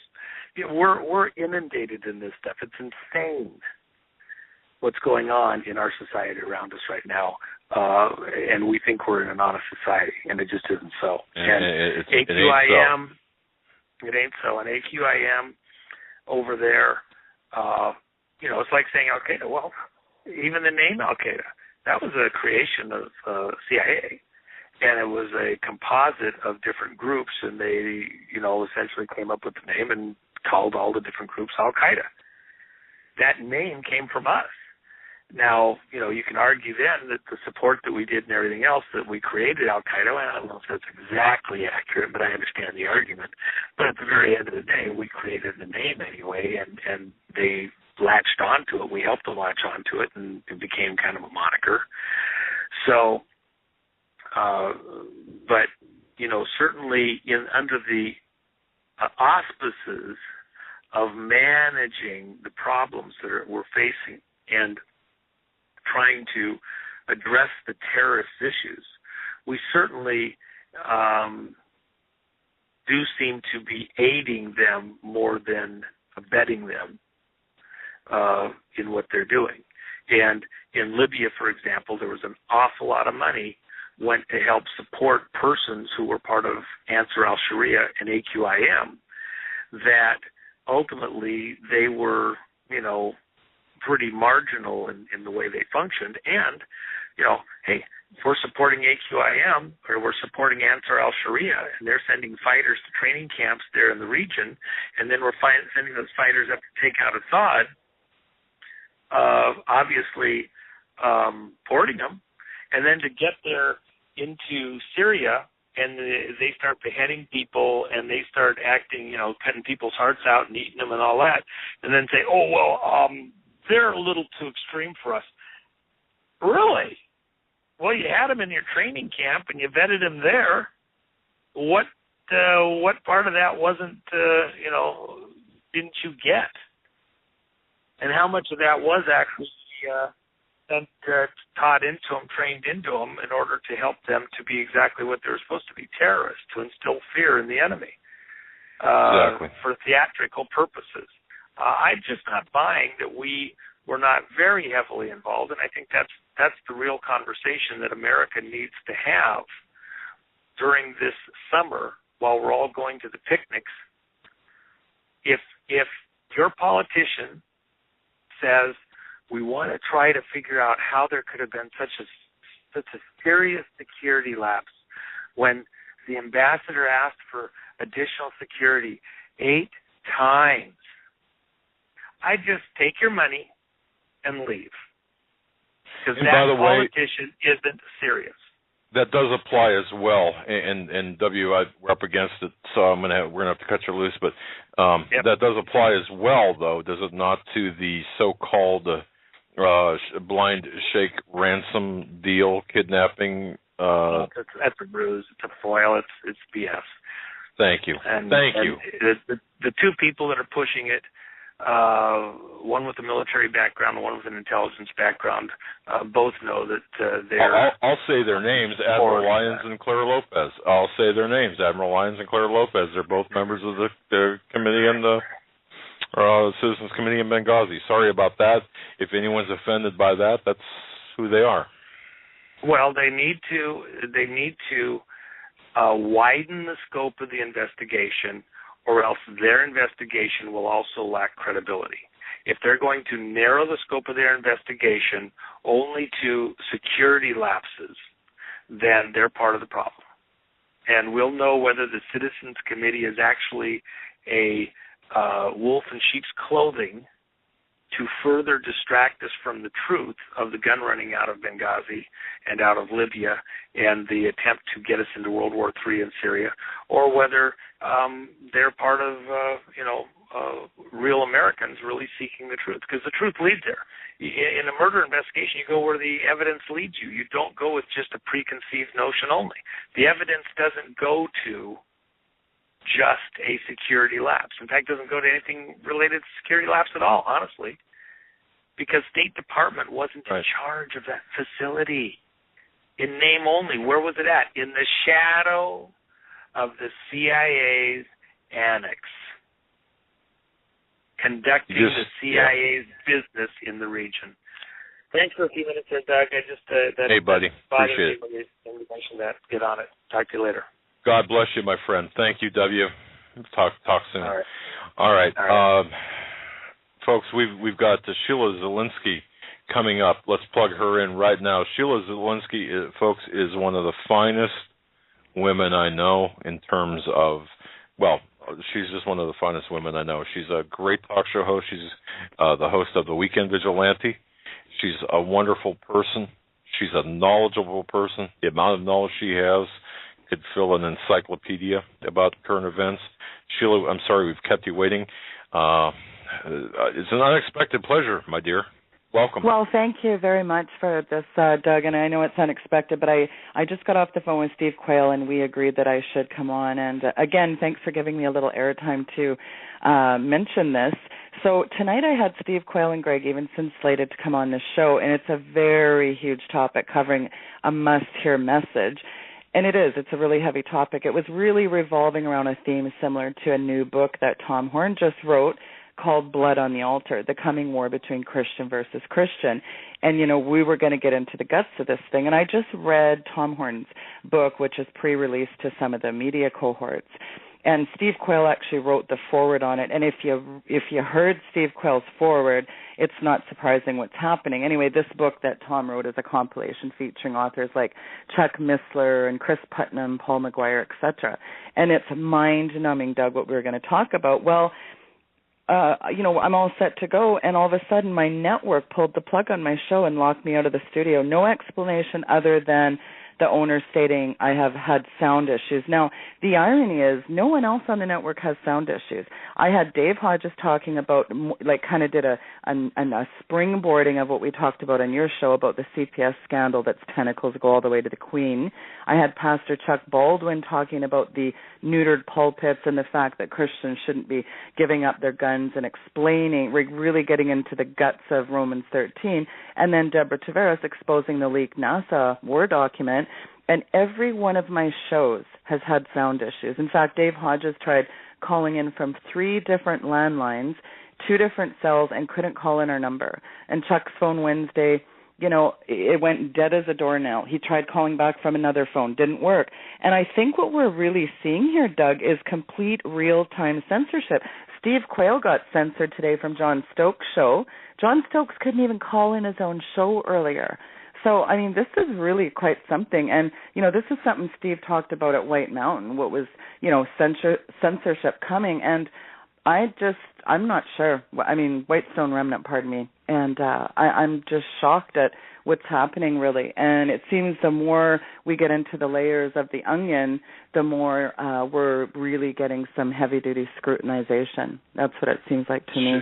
So Sheila, I guess where I'm going with it is there's no show, by the way, tonight, folks. And now my website is having some serious issues. I can't even get on my own website, yet people are saying the actual listen live button is also dead as well. I don't know if that's something the network did. I'm assuming because the owner actually uploaded that player on my web page. So yeah, I'm just getting hit all the way around here, folks. So I just wanted to make that announcement.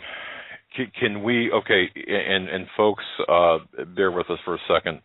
Sheila, can we somehow salvage whatever? We've got an hour left of the show. We're willing to turn the show over to you, Steve Quayle, and Tom Horn as planned right now. If you want to do it, we've got the ability. Is there any way we can do this? Yeah, I don't even. You know what? I don't think Steve is just maybe not on standby. I just got off the phone with him, and I think because of the lateness in the hour and the fact that it was actually Greg Evenson that was going to come on. Oh, I'm sorry. I think what we're just going to do is we're going to postpone it, and when we do this show, it is going to be. I just read this book, folks, Blood on the Altar, and I'm going to tell you right now, this is. There's not even. You think the show was good last night with Pastor Langford and Steve. The points that we're going to touch on based on this book is just. I don't even have any words to tell you what's coming, and this is irrefutable, and it's very stunning. Are you in a position? And I know this is the last moment, and I know this is unplanned, but are you in a position to share with the audience? Sheila, we will give you the airtime. We've got a very robust listening audience right now tonight. We'll give you the airtime to make this the Sheila Zielinski hour if you want. It's up to you, my dear, depending on your schedule. Why don't you go to a break? I'll see if I can bring Steve in, and maybe we will have a discussion on some of the points that we were going to get into. Maybe I can just quickly get Greg Evenson and Steve on the program. And okay. Let me see what I can do while you go to a top-of-the-hour break here, Doug. All right. Blessings, Sheila. We'll stand by. Folks, you're listening to the Hagmann and Hagmann Report on this very exciting Friday edition, turning into something, Back, ladies and gentlemen, to our third and final hour of this Friday edition of the Hagmann and Hagmann Report. And it's a little unorthodox this week, but we have Sheila Zielinski on with us. Sheila, are you there? And I am. And Steve Quayle is, I think, on the line, and I believe Greg Evenson is dialing in momentarily. That was a lot of talking in 1 minute. Well, I'll tell you, you guys can do it. We are going to turn the program over to Sheila Zielinski, Steve Quayle, and Greg Evenson. Get the word out, folks. My brothers and sisters in Christ, please listen to what Sheila has to say. Sheila, we have Steve on. Okay. Steve, welcome, my brother.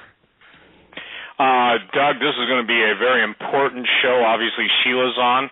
I believe we're trying to get Greg on, too. But what's happened just today with Sheila and her network, the wicked ones that have canceled her, obviously under heavy Masonic influence, and then the same thing happened to John Stokes' show with me today. They blocked me, so I think this is going to be important, and I think the information that we've got to share tonight is that critical. All right, brother. Absolutely. Greg is on. Here's what we're going to do. For the sake of expedience, we've got like 52 minutes of the show. Sheila, you go ahead. Greg Evenson is on, I believe. Sheila, take it. Okay, so essentially we're going to condense this a little bit, but the show theme tonight for your listeners is Blood on the Altar, and we were really going to talk about the coming war between Christian and Christian, and I borrowed my theme title tonight from Tom Horn's new book because it's that significant. Oh, and by the way, the war is not coming, folks, it's here. So speaking of Tom Horn's book, Steve, you wrote the foreword in it, and I'm not going to give it all away, but I want to read a couple of excerpts here because this is very powerful. The world is now at the time when the bloodiest period of war and betrayal lies at the doorsteps of the Christian faith. As the New World Church and the New World Order emerge, there is a considerable effort being espoused by religious megastars to embrace one world faith based on agreements that we will all serve the same God. That means Allah, Jehovah, right? This is total rebellion and heresy against the faith of the apostles and the prophets and the revealed will of the living God. There are two households in which this battle will be waged, and the stakes are eternal. And here's another excerpt. War is coming, and by the end of this book, you will believe that. So let's get into what's coming here. And what's already here. Your book, Xenogenesis, touches on a lot of this, but it's really, I think, just the tip of the iceberg of what we're going to be facing, isn't it, Steve? Well, I think that it's critical, and I'm going to turn it over to Greg first because I'm obviously prepared to talk, but what's happening, ladies and gentlemen, is there's nothing now that needs to be put into place for all this to play out. It's all playing out. Again, just to put into reference, today I was to be on John Stokes' Z600 radio show, and his network supposedly tried to get a hold of me for 30 minutes. Then John couldn't call into his network. My phone was working, but somebody with a lot of power was exhibiting a lot of juice to keep us off the airwaves. Now, here's the thing. I had placed a quick update on my website, and I guess it rattled mostly the believers when I said, do you really think these channels of open communication that we've been graced with are going to stay open much longer? And with that, I'm going to turn it over to Greg. And again, Greg, when you're done, you can turn it over to whoever so we keep this as orderly. And Doug, God bless you for allowing us immediate access. But, brethren, it's in play now. So, Greg, go ahead and take it. When you're done, you can hand it to Sheila, whoever. Thanks, Steve, and it's good to be with all of you tonight. Look, there are several things that have occurred in the last couple of weeks that have focused this more intensely than anything that I've seen in recent months or even in the last few years, along with the international debacle that's occurring in the Mideast. And, of course, this is a planned strategy. This is not something that was unknown to those in the planning facilities within the Pentagon or in the banking community. It is a matter of the legions are being swelled at this moment with the super soldiers who are being brought into play like they never have before. They're using the first generation of the latest, which is it's CHILL for short, the acronym, Computerized Human Integrated Life Forms, using the latest in ceramic technology that has nano capability in organic terms, So we've got now in play on the field. When you only need 200 to 300 special forces troops to be in a theater, it's because they're capable beyond anything that we've seen up to this time. So as this is unfolding, as we are speaking tonight, there is really no stones left unturned at the length to which we're going to go with this in the next matter of a few weeks. Because as you know, Steve, and Sheila, you know as well, that this threshold of coming up here very quickly with the financial devaluation of the dollar and so forth, it is all coming into play on the world stage. The four key centers of power, the United States, the European Union, China, and Russia, and of course if you add to that India, what you have is the everlasting war that's about money, power, and control. It has nothing to do with military, although the military is used to exert the other three. So that's a very quick update from my point. I wish I had a little bit more. I just didn't have enough time with the shortness of the hour tonight.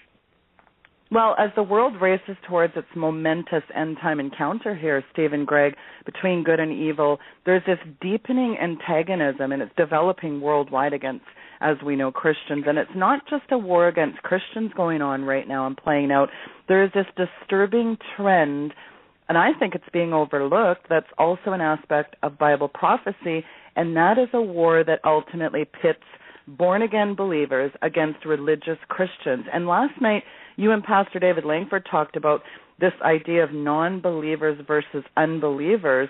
And Steve, your book, Xenogenesis, it really lays out a lot of what's already here, what's being developed, what's to come.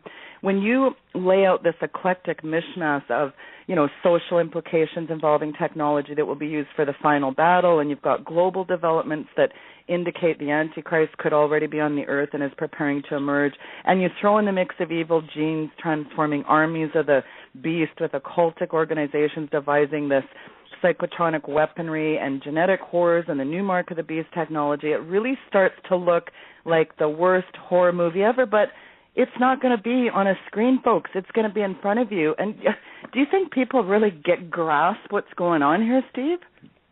Not at all. I believe that, and I'm going to pull no punches tonight because, again, I have felt in my spirit all day that the day of us being able to be on the radio, meaning Doug or Sheila or Greg or David Langford or the people that are out there, I'm not saying we're the only ones. I'm just saying those are the ones we're familiar with right now on this talk radio format. The point being is that what I'm seeing, Sheila, is no response to the slaughter of our brethren in the different parts of the world. On the contrary, everything I'm seeing is an orchestrated plan, plot, scheme from basically dedicated Satanists, i.e. Illuminists, i.e. globalists, to get the pesky Christians out of the way. Now, Pastor Langford and I went in great detail. I'm not going to rehash it, but if you did not listen, ladies and gentlemen, to last night's show with David and I think it will be a watershed teaching for you to get on board quickly. Let me share this.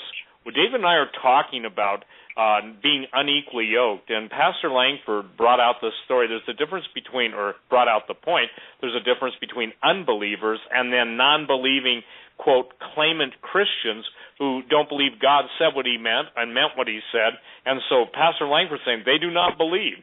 I got an email today from a woman who is married to a man. I got to be very careful. I don't want to get her in any trouble. But the man, the outburst of listening to last night's show on just the betrayal within families must have set something off in him, because he basically took after her in such a profane way. First of all, me, and then called her the most profane things that no man would call his wife, outside of under the influence of severe anger or evil spirits. So get this, you guys. As we're talking about this, people are literally experiencing it on the spot. And what could he have been responding to other than the Word of God? Like David said, we must have given 250 verses. Now, flash forward to what Greg Evenson just said. The whole positioning of super soldiers. No one touched that subject, Sheila, Doug, Greg, Joe. And no one touched it 20 years ago. I did. And again, because it was so out of the realm of headlines and what I would call gobbledygook or, news speak, or let's just be blunt, Steve, I'll call it what it is. It is calculated vomit flashes, okay? In other words, ladies and gentlemen, when you turn on the network news, just imagine inviting some of the most drunk and most sick to their stomach individuals in, and they're flashing all over, or they're hurling all over you. Now, they're not doing it with physical vomit, but what they're doing it with is regurgitated lies mixed in with the bile of deceit, all basically churned with a stomach acid. And so this is the most caustic presentation of lies. And what does caustic mean? That caustic word means it has the ability to eat away, to corrode, to corrupt. So what's happening, Sheila and Doug and Joe and Greg, is that people don't get it. The super soldiers that Greg is talking about aren't science fiction.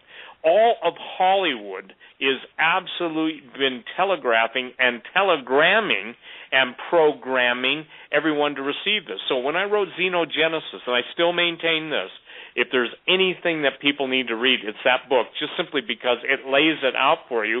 And as you and I are on the radio tonight experiencing this stuff, and Greg is talking about super soldiers, and Hawk is dealing with what's going on, everybody is presenting the what I would call a glimpse, and let's use their word, a portal, a window, a doorway, or a stargate, or an eternal view of what's getting ready to come our way. So the point is that the Christians who are claiming to be followers of Jesus, yet saying they don't believe in the virgin birth, they don't believe in the infallible word of God, they're embracing every form of lifestyle that God judged the nation of, or the country of Sodom and Gomorrah, Tyre and Sidon. He judged and judged in history the very behavior. Now, here's what I want to share today, and ladies and gentlemen, if you have not seen it, please go to it. This is the most symbolic occult preparing New York for destruction ceremony that has ever been. Sheila, Doug, Joe, and Greg, did you see the band? And I don't remember their name. It's a derivation of Satan in Swedish that was taking blood out of a goat skull and throwing it all over the concert attendees, and the concert attendees were having basically demonic manifestations on the spot. Did any of you see that story? Isn't No, that Mom. disgusting? Yeah. Okay, I would encourage everybody to go on my website. And I'm not pushing my website. Look, I just carried it. Instantly, the word preparation for sacrifice came into my heart, okay? Now, that's something I didn't think. It's not something that I conjured up, to use their term. It's nothing that I thought around and thought on and tried to figure out. Now, what could this mean? Instantly. That's how I know when the Lord speaks to me versus me trying to figure stuff out. Preparation for sacrifice. Ladies and gentlemen, the Word of God is clear that Mystery Babylon has become a habitation of devils.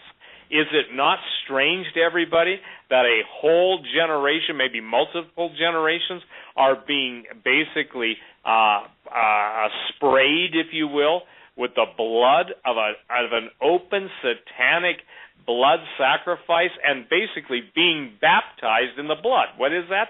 That's preparation for sacrifice.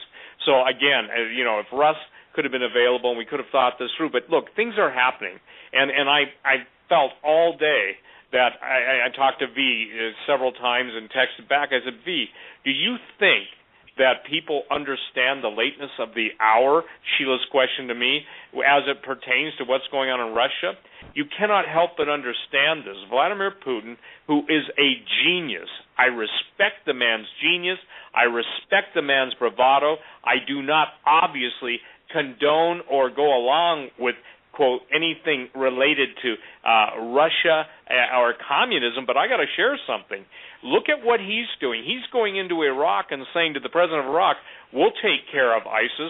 Do you think it's lost on Vladimir Putin that he's going to have a problem with as big a country as Russia is and all the different neighboring stands that border Mother Russia?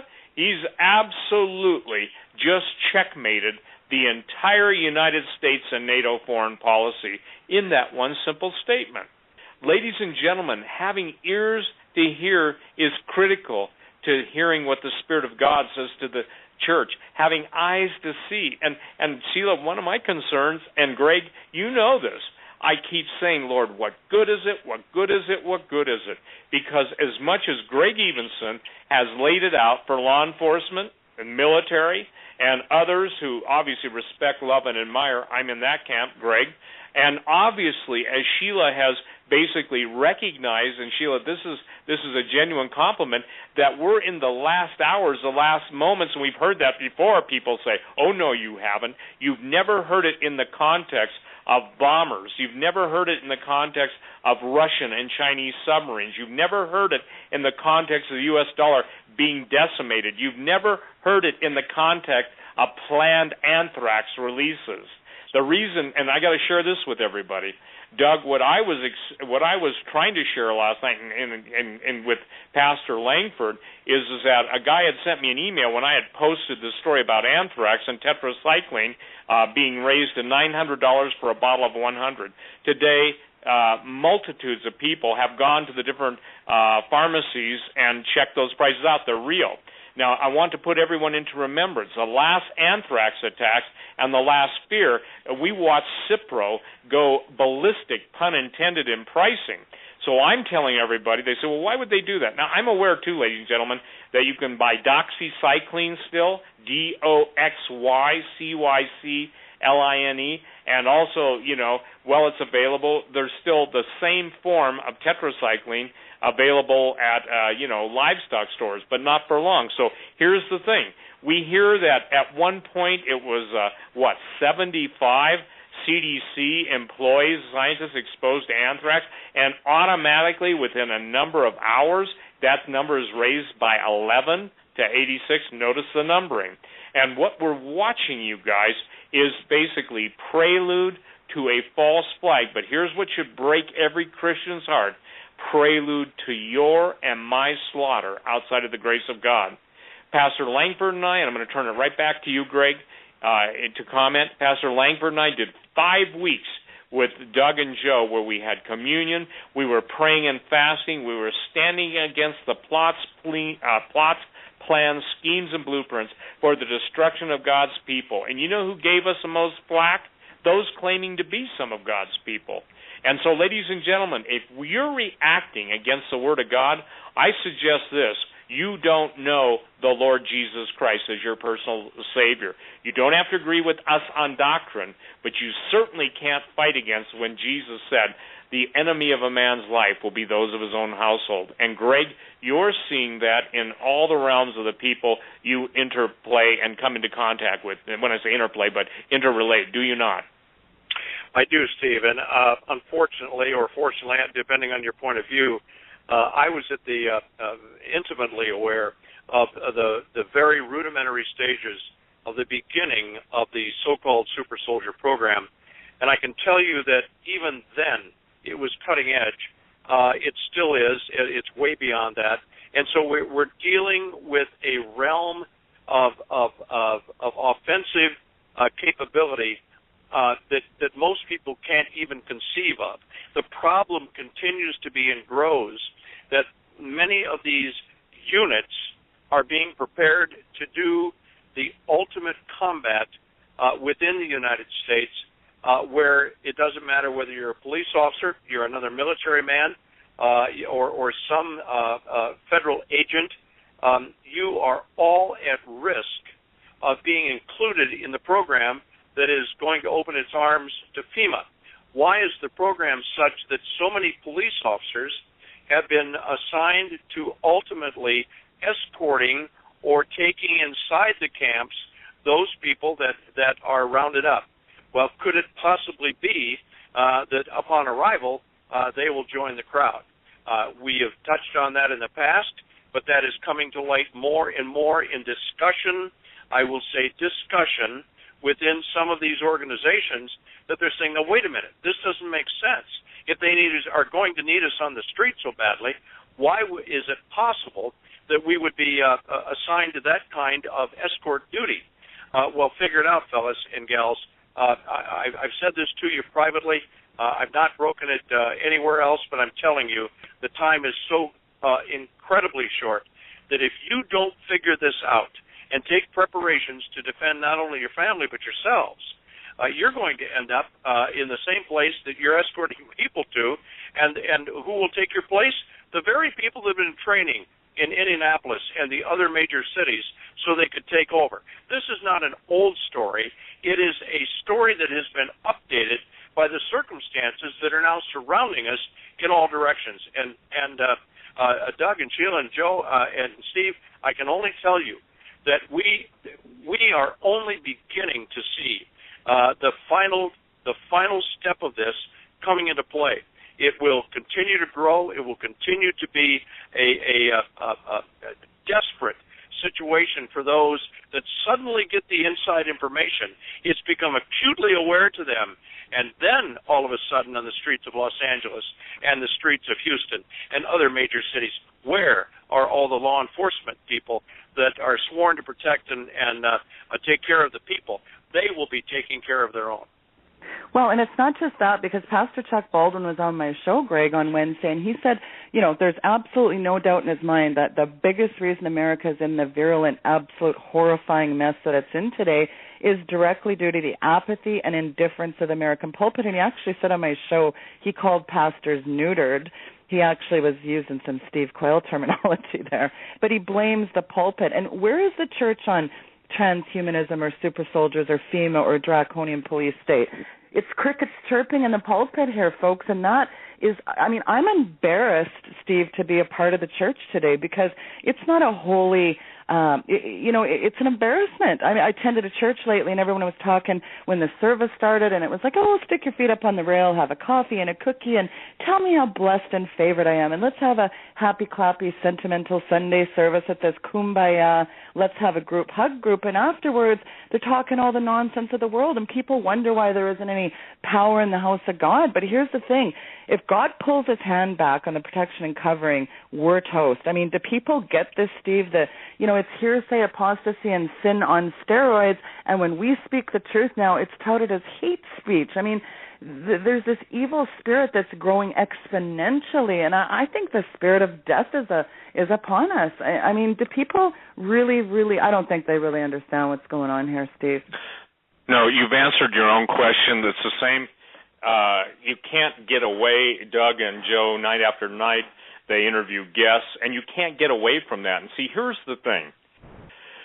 I went on, talk radio 23 years ago, I guess, and from about the last 10 years, maybe even 15 years, I've had the same message brewing in my spirit, and I keep referring to it, because nobody wanted to listen to the fact that here's the word that God gave me. And, it's easy to mock it when Russia and China are basically invisible to the world, but when the bear rises and the dragon takes to the air, obviously the bear being Russia, the dragon being China, then they can no longer deny it. But here's the thing. I led a guy to the Lord. This is relevant and germane to what I'm going to say. I led him to the Lord almost 40 years ago. He sent me an email the other day and wanted to know if I wanted to get involved in a prayer meeting and basically present to the people 2 Chronicles 7:14. I did not answer him for the simple reason is that he's so far out of touch with contemporary reality that I thought if I said anything, it would be too, let's just say this, too abrasive for him to be able to handle. Fast forward to your question right now, Sheila. The number one concern with Tom Horn, myself, Greg, and those of us who have written, I would say this, in a futuristic sense, and telling about what's getting ready to happen, not only in the seen world, but in the unseen world. Obviously, Greg was intimately aware of the beginnings of the Super Soldier program, and I have been briefed by multi-star generals on the sophistication of that. And someone says, well, you should tell us their names. No, I won't tell you their names.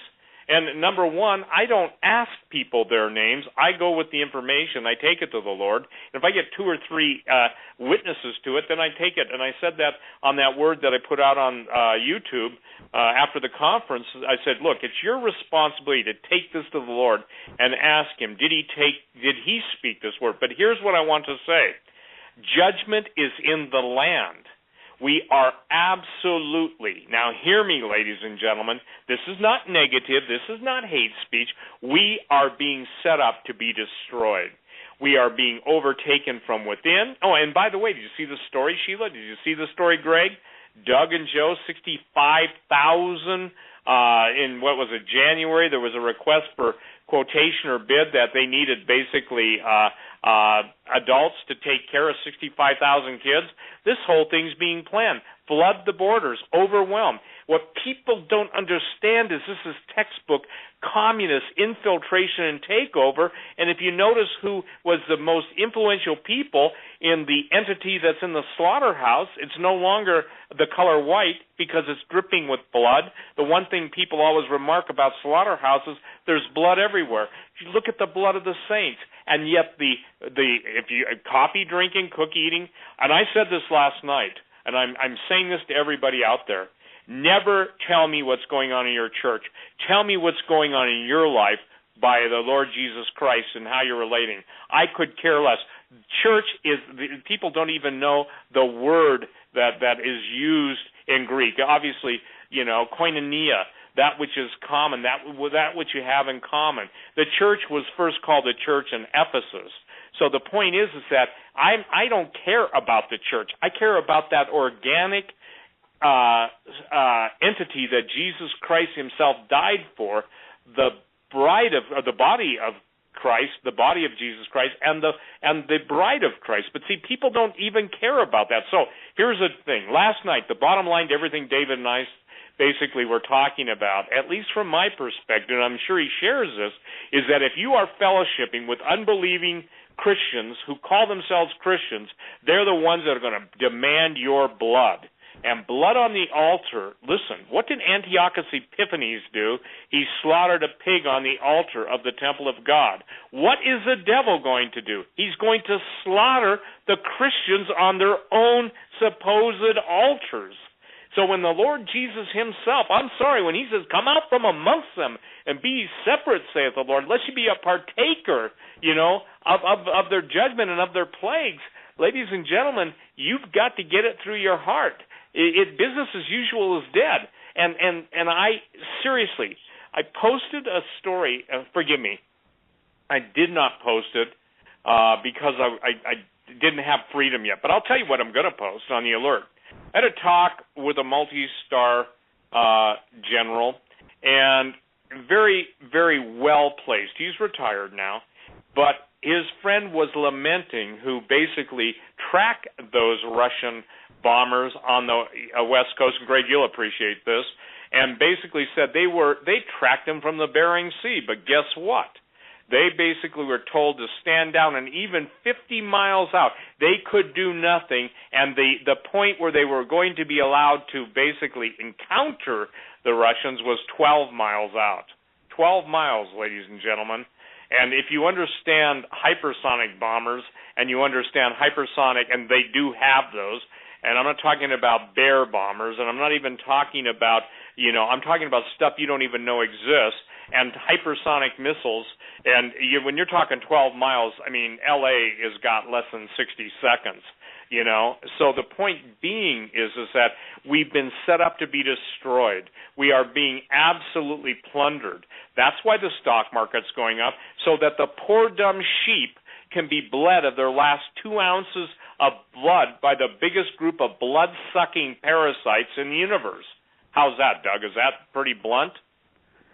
Well, it reminds me, it's just so funny when you said that, Steve, because when I see the church in the New Testament, they didn't have stately buildings or these paid telepickpocketers or a lot of money, and they couldn't get on TV and beg, but I'll tell you what they did. They turned the world upside down. What's happened to that? It's now all of this name it, claim it, blab it, grab it, this prosperity garbage. Nobody's ever talking about being the salt of the earth or dying to self or taking up your cross or never talking about godly sorrow. We've talked about this before. You rarely see a message on repentance, and why is that? Because, meanwhile, Joel Osteen's off traipsing over to the Pope and a Mormon leader meeting on, and I love what Joel Osteen said in his little interview last week. He says, I just love the fact that it's so inclusive.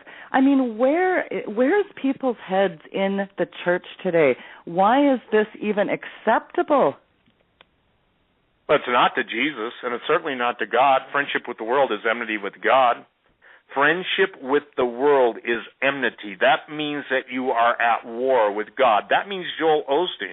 That means Kenneth Copeland. That means everyone who's embracing a universal religion of hug yourself, hug your buddy, and, the whole purpose-driven thing, all that stuff. That's all ecumenical Satanism light, okay? And maybe we should come up with a new word, that the believers, the visible, what represents itself to the world as church, is held in contempt. Because, in essence, you said, what was it that caused the first century church to turn the world upside down? I'll tell you what it was. It's the power of the Holy Spirit. Amen. Well, the point is I've said this, 90% of Christendom doesn't even know that who the person of the Holy Spirit is as a person of the Godhead, not a force to be reckoned with, okay? And so the thing is that when the Holy Ghost is spoken of in Scripture, when He, H-E, when He comes, not when it comes. The point being is this, you guys, the whole world is basically suffering from a new, just as Superman, okay, let me put in comic book terms, just as Superman couldn't handle kryptonite, the regular church has been lulled to sleep by the lullaby of madness. They've drinking the elixir of upside-downium, okay? There's a new word, Sheila. Upside-downium. Where in the early church, you turned the world, upside down in the right way. These guys are basically taking it downium and upside downium, and I'll just add a little Latin flair to it, helicus or Gehennicus, okay? In other words, they're taking you straight to hell, and I don't know how to be any kinder, gentler, or more honest than that. Well, with the Islam subjugation and Islamic jihadist brutality, it's so inhumane in the last couple of months, and it's just, well, praise Allah. I mean, Greg and Steve, do you think the church is going to actually grow a backbone anytime soon, or is it pretty much over here? Go ahead, Greg. You answer that. Sheila, I think that the time of the church is past. There's no question about that. I find very, very few examples of true biblical believing, Holy Spirit rendering, and those who believe in the gifts of the Holy Spirit that are present and will be accounted for. They simply don't exist. I tell you what does exist. It's fellowship that will get together and sing a stanza of How Great Thou Art in perfect harmony, and do so with tears in their eyes. It's because they long for the moment that they were able to experience God in a tender moment in fellowship. That's why, among other reasons, this latest effort in Bozeman struck such a resonant chord with the people out there, because it was genuine. It really spoke to the basic elemental bedrock truths that we simply cannot dismiss. The soldiers and sailors and airmen and Marine and police officers and federal agents that are Christians, that are trying their best, that are understanding where this is going, are fearful beyond anything that they can describe to me, because they are amongst ravens. They are amongst, as Steve said earlier, the dragons. We have a program called D2, Dragon Descending, Descending Dragon, rather. And it's about taking down aircraft at a point of martial law. There is a program. There is a plan.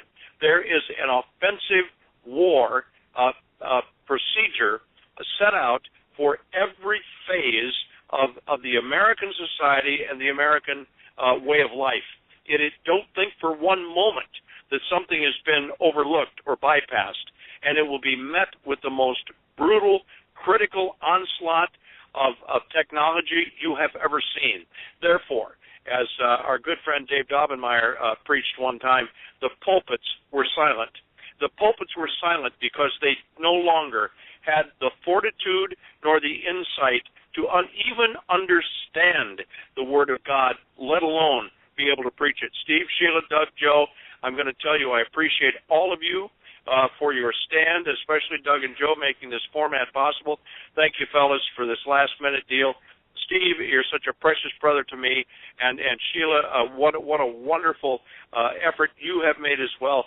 We are just trying our very best tonight to continue this one more time while we have the strength and ability to do so, to wake people up. Well, I appreciate that very much. I mean, Steve, I guess you keep saying the hour is so late. I mean, you can't even make the headlines up anymore. I can't even read out of the news without being nauseous, whether it's a deadly pig virus, a satanic blood fest, Ebola breakouts. It's totally out of control. We've got betrayal happening everywhere. And who do you think, Steve, in Mark 13, they think that's going to be betraying you? Do they think it's going to be the government? It's going to be right in your own church people, your own, so-called Christian brothers. And I mean, I never thought I'd live today to see this, Steve. The Pope reading out of the Quran, really? And then Rick Warren this month's off promoting not just Islam anymore, but Hindu meditation's what we need to be doing, folks. Isn't that wonderful? I mean, the days of Sodom and Gomorrah, Steve, it's David Langford's works coming to mind, acceleration of, everything, homosexuality, this anything goes, lascivious debauchery abounds, and these mega ministries, friendship with the world, you just touched on it. The scripture's clear that friendship with the world is enmity with God. People, touch not the unclean thing. Is anybody actually reading their scriptures? Dust it off, get out your book, and get into the Word. Get saturated with it, folks, because the lawlessness that we're seeing, this out-of-control rogue, everything going, it is Sodom and Gomorrah on steroids. We're on the precipice, I really think, of something huge here, Steve. I mean, and then today Hillary Clinton declaring this week, gun owners terrorizing people. Anybody that supports guns are now terrorists. It's official. I mean, I don't even know what else to say that we haven't already said, Steve. It is just a ubiquitous plethora of it's just absolute craziness. Well, I think that it's beyond craziness. I believe that we've become crazed with the blood. Let me share this. I don't know all there is to know about sound, and I may know one grain of sand on the ocean, but I know that the blood of the innocent cries out to God, just as Abel's righteous blood cried out to God when Cain slew him. The idea that there is a background primordial scream is probably more real than most people. And when I say primordial, I'm not talking about before just the creation of Adam and Eve, but I'd say the post-mortal cry of the innocents. I maintain, and I asked the Lord once, and boy, like I said, I think the other night, I said, I wish I wouldn't have asked the Lord for a couple things. But I asked the Lord, I said, Lord, let me hear and hide me so I can hear it, the cry of the slaughtered children. And instantly he broke into my heart and he said, Steve, you can't handle it. And he said, I could let you hear that. I could allow you to hear that, and I would make it so you could hear that. But you cannot hear that at this time. And I've learned something. When God says, don't go there yet, just like Henry Gruber said, don't go there, I'm glad the Lord hid me from that, because I don't think it's humanly possible outside of God covering you under his wings and protecting you for any human being to be able to embrace that. Now, Jesus can, Jesus did, and by the grace of God, he'll allow us as we grow in grace and stature. But why am I saying this? Because, Sheila, here's what I'm trying to get across to everybody tonight. And it's funny because, given the John Stokes situation, then the thing on your show, and God bless you, Doug, but I just said, Lord, we really don't have much more time, do we? And I am talking at this point weeks, okay? Now, will God intervene and give us a little extra time? I pray so. I hope so, because none of us are ready. And listen to this. I want to read this, okay, because it's important for people to understand. Every church in New York City that calls itself by the name of the Lord Jesus Christ should have been up in arms. Devil-worshipping metal band Watain splatters pig's blood on fans in Brooklyn causing them to shriek and vomit in satanic ritual. A Swedish black metal band, which openly professes their devout worship of the devil, splattered fans with pig's blood poured from the skull of a goat, causing them to scream and vomit during a satanic ritual at one of their performances in Brooklyn, New York, Sunday night. Okay, let's look at that. Sunday? They're having a satanic ritual. You talk about blood on the altar, okay? You see the lead singer presents the audience with a gold skull full of animal blood, then drench the crowd. According to interviews with the band, they use real pig's blood. You hear audience members shriek, and we're told some barfed and cried, noted entertainment website TMZ in a report on the event. And by the way, there's a video on this whole story. As wolves among sheep, we have wandered. Ceremonial fanaticism, black mass, hysteria, blood, fire, and death. Rock and roll as the devil once intended, the band's website states.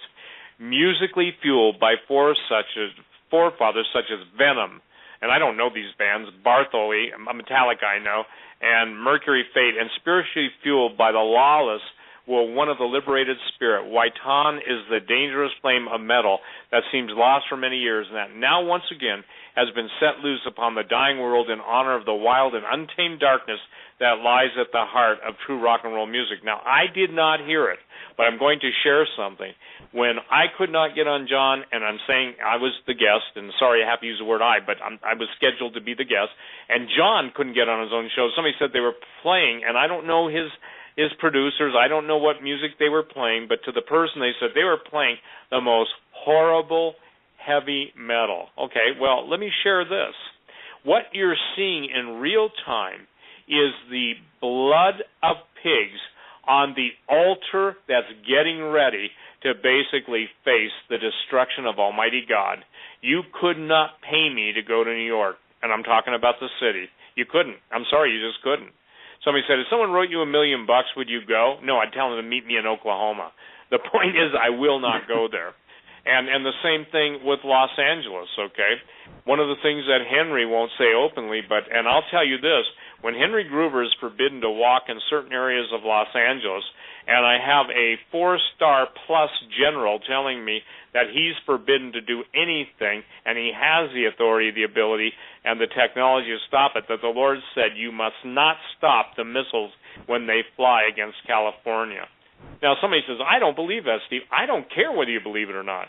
We're seeing bombers. We're seeing, and Sheila, Doug, Joe, and Greg, do you remember when the Chinese submarine was beyond Catalina on, it would have been the west side of the island, and it fired a missile? And everybody busted my chops claiming that wasn't Chinese.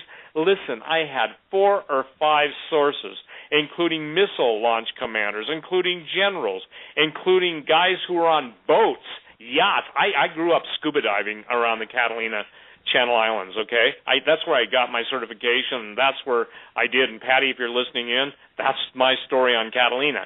Patty's a dive master who was a friend of mine. The point being is that there was no doubt, and yet it was played down. I mean, I even had Learjet pilots. Now, listen, I've been in enough Learjets, and I'm not a pilot, but I've flown in them for 20 years. And the point that I'm trying to make is no Learjet has a rocket trail and a fuel plume with those colors. You can check the color of the missile fuel. A missile launch commander, Greg, and this is up your alley, basically calls us, Steve, we know instantly what the source or the origin of a missile because we can take an instantaneous reading from our satellites of the fuel plume. So, point being, this is where I'm saying it's lost on everybody. I'm saying, V's saying, City of London's saying, W is saying, others are saying that Russia is getting ready to move on the Ukraine and that they're going to do it and that NATO's going to be blitzed, okay? Well, if you understand the leadership of NATO, you can understand how that's going to happen. People say, how can you possibly know that? I can't unless multiple sources tell me and I get a witness in my spirit. To the day,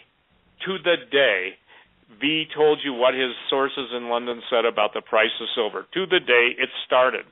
To the day, 33, isn't that interesting? Now 66 is the next number. And somebody can correct me, I'm not sure if it was July 15th or 17th, But 17th would be interesting because the number 17 in Scripture means preservation in the midst of judgment. God will preserve His saints. But Sheila, I'm telling everybody, and I hope it's, and please don't take this wrong, but I hope it's registered in your spirit and heart. I know it's registered in Greg's spirit and heart. I know it's registered in Doug's spirit and heart. I don't know, and I haven't talked to Joe, and Joe, if you want to chime in, but this is what is planned for us, and outside of the grace of God, okay? Now, someone says, well, what happens if July 17th comes and we're not nuked? I didn't say we're going to be nuked on July 17th. What I said is that you're going to see Russia move against the Ukraine, and they are going to either give NATO an ultimatum, and I got to tell you, I can't shake it in my spirit. I believe they've already given NATO the ultimatum, and I believe NATO will be forced to stand down. What does that do with the Czech Republic? Where does that leave Poland? Where does that leave everybody that was looking to the United States? Can I say something? Totally screwed. I'm sorry for the bluntness of the vernacular. Abandoned and basically left to suing for peace at whatever they can get it at the conquering, victorious Russian army. Where does that leave China and Japan? Where does that leave China and Vietnam? Where does that leave China and the Philippines? Where does that leave China and Southeast Asia? And for those of you living in Australia and New Zealand, boy, does the Chinese have a surprise for you. So the point is we're at that critical junction. God's patience is worn out. Someone says, well, God is merciful. Yes, He does. He is, and He is. But He is merciful, and He does show mercy to His children and all who call upon the name of the Lord. But so many people are so worried about hanging on to this life that they've forgotten that we're basically sojourners. We're basically we're looking for a city whose builder and maker is God. We're praying, Thy kingdom come, Thy will be done on earth as it is in heaven. Some of us are.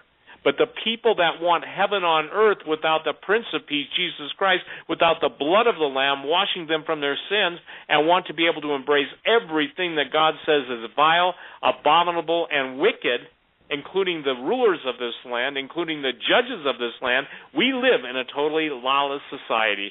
Let anybody show me where that civilization is allowed to exist or go on indefinitely, with or without transhumanism. Again, ladies and gentlemen, the most important thing I have written to date, giants, obviously, weather wars, genetic Armageddon, so many different books.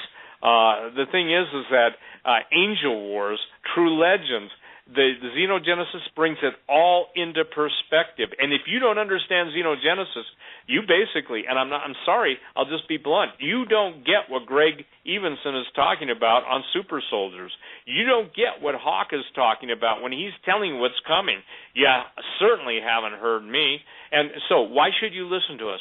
Because right, wrong, or indifferent, God has chosen the foolish things of this world, ID1, to confound the wise.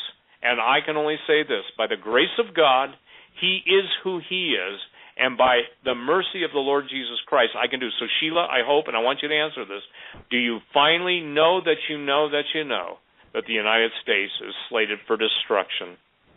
Absolutely. Well, and, you mentioned God being merciful, Steve, but let's not forget, folks, that God is merciful, but there is a time when the mercy seat is cut off. And this is a globally orchestrated meltdown that we are seeing. A couple minutes left in the show. Greg, I want you to just weigh in with your final thoughts. Well, thank you, and it's been wonderful to be with all of you. Look, Scripture's being lived out right in front of our eyes. Various books of the Bible have told it exactly as it is and is going to be. You will fail to your eternal regret if you do not get serious with knowing Jesus Christ and getting on your knees and saying, direct me, Lord, through this time. That's what we want more than anything through these discussions. Been great being with you. Thanks so much. And go ahead, Steve. What are your final thoughts? We've got about 5 minutes.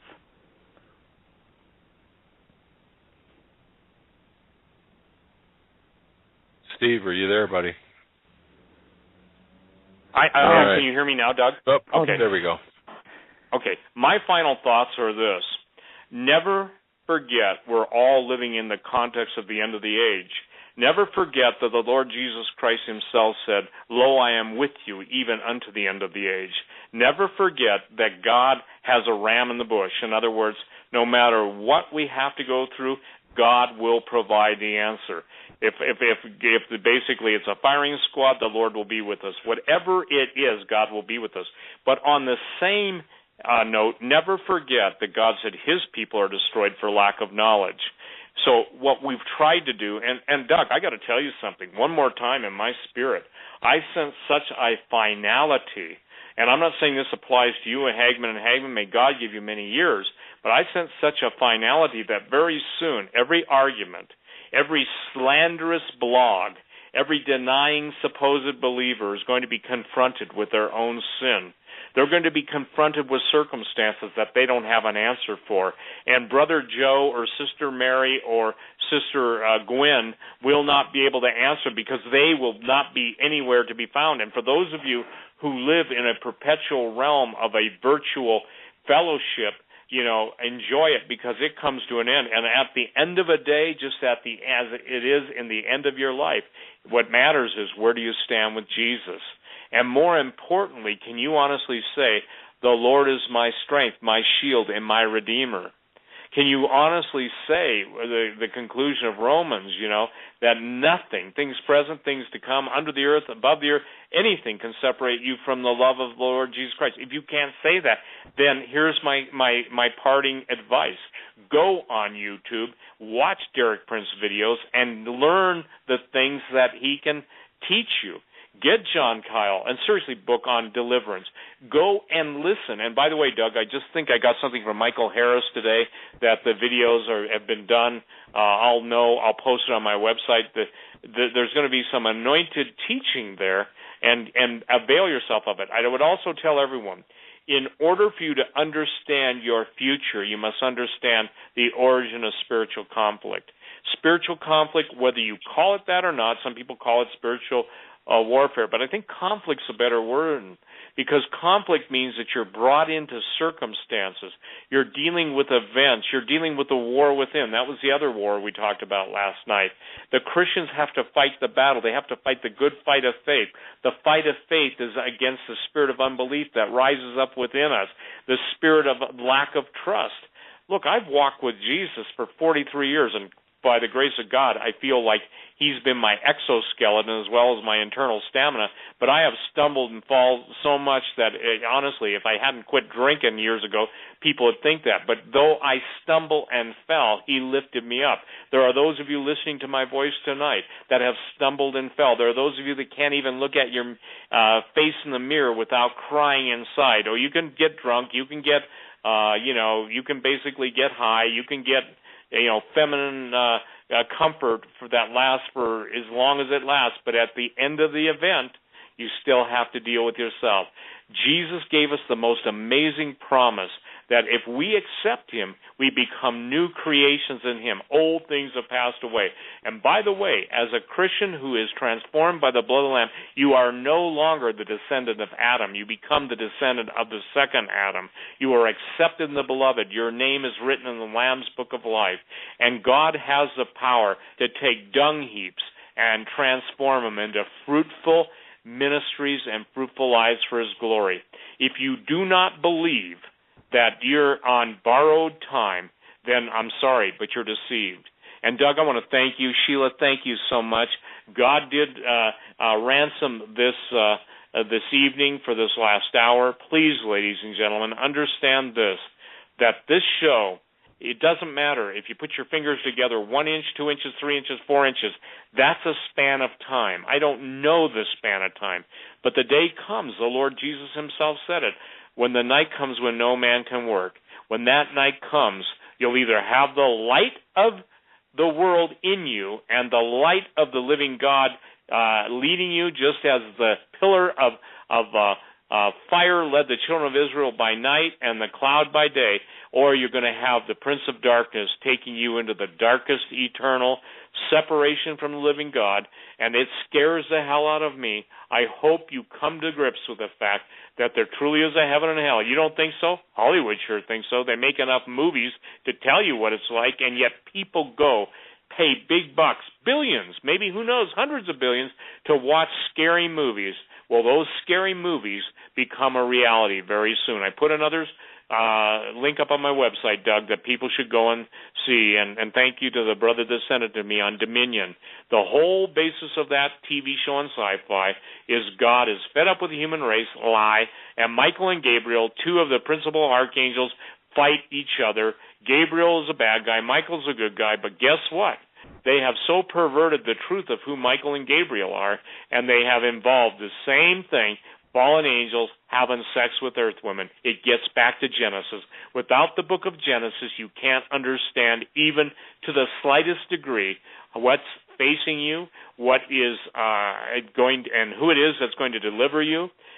And if you don't yield, who it is that's going to destroy you. Good night, Doug. Good night, Joe. Blessings to Greg Evenson. Sheila, blessings to you. And may the Lord direct your steps, Sheila, and provide an avenue for you to speak. Bye-bye. Bye-bye. Sheila, Take 10 care. seconds. Well, good. I just want to I really appreciate this, a very condensed show, and we love you guys. And I guess we'll keep you posted on next steps. But again, God bless you, Doug and Joe. Sheila, thank you. God bless. God bless you too. To all. Have a good night. See you on Monday.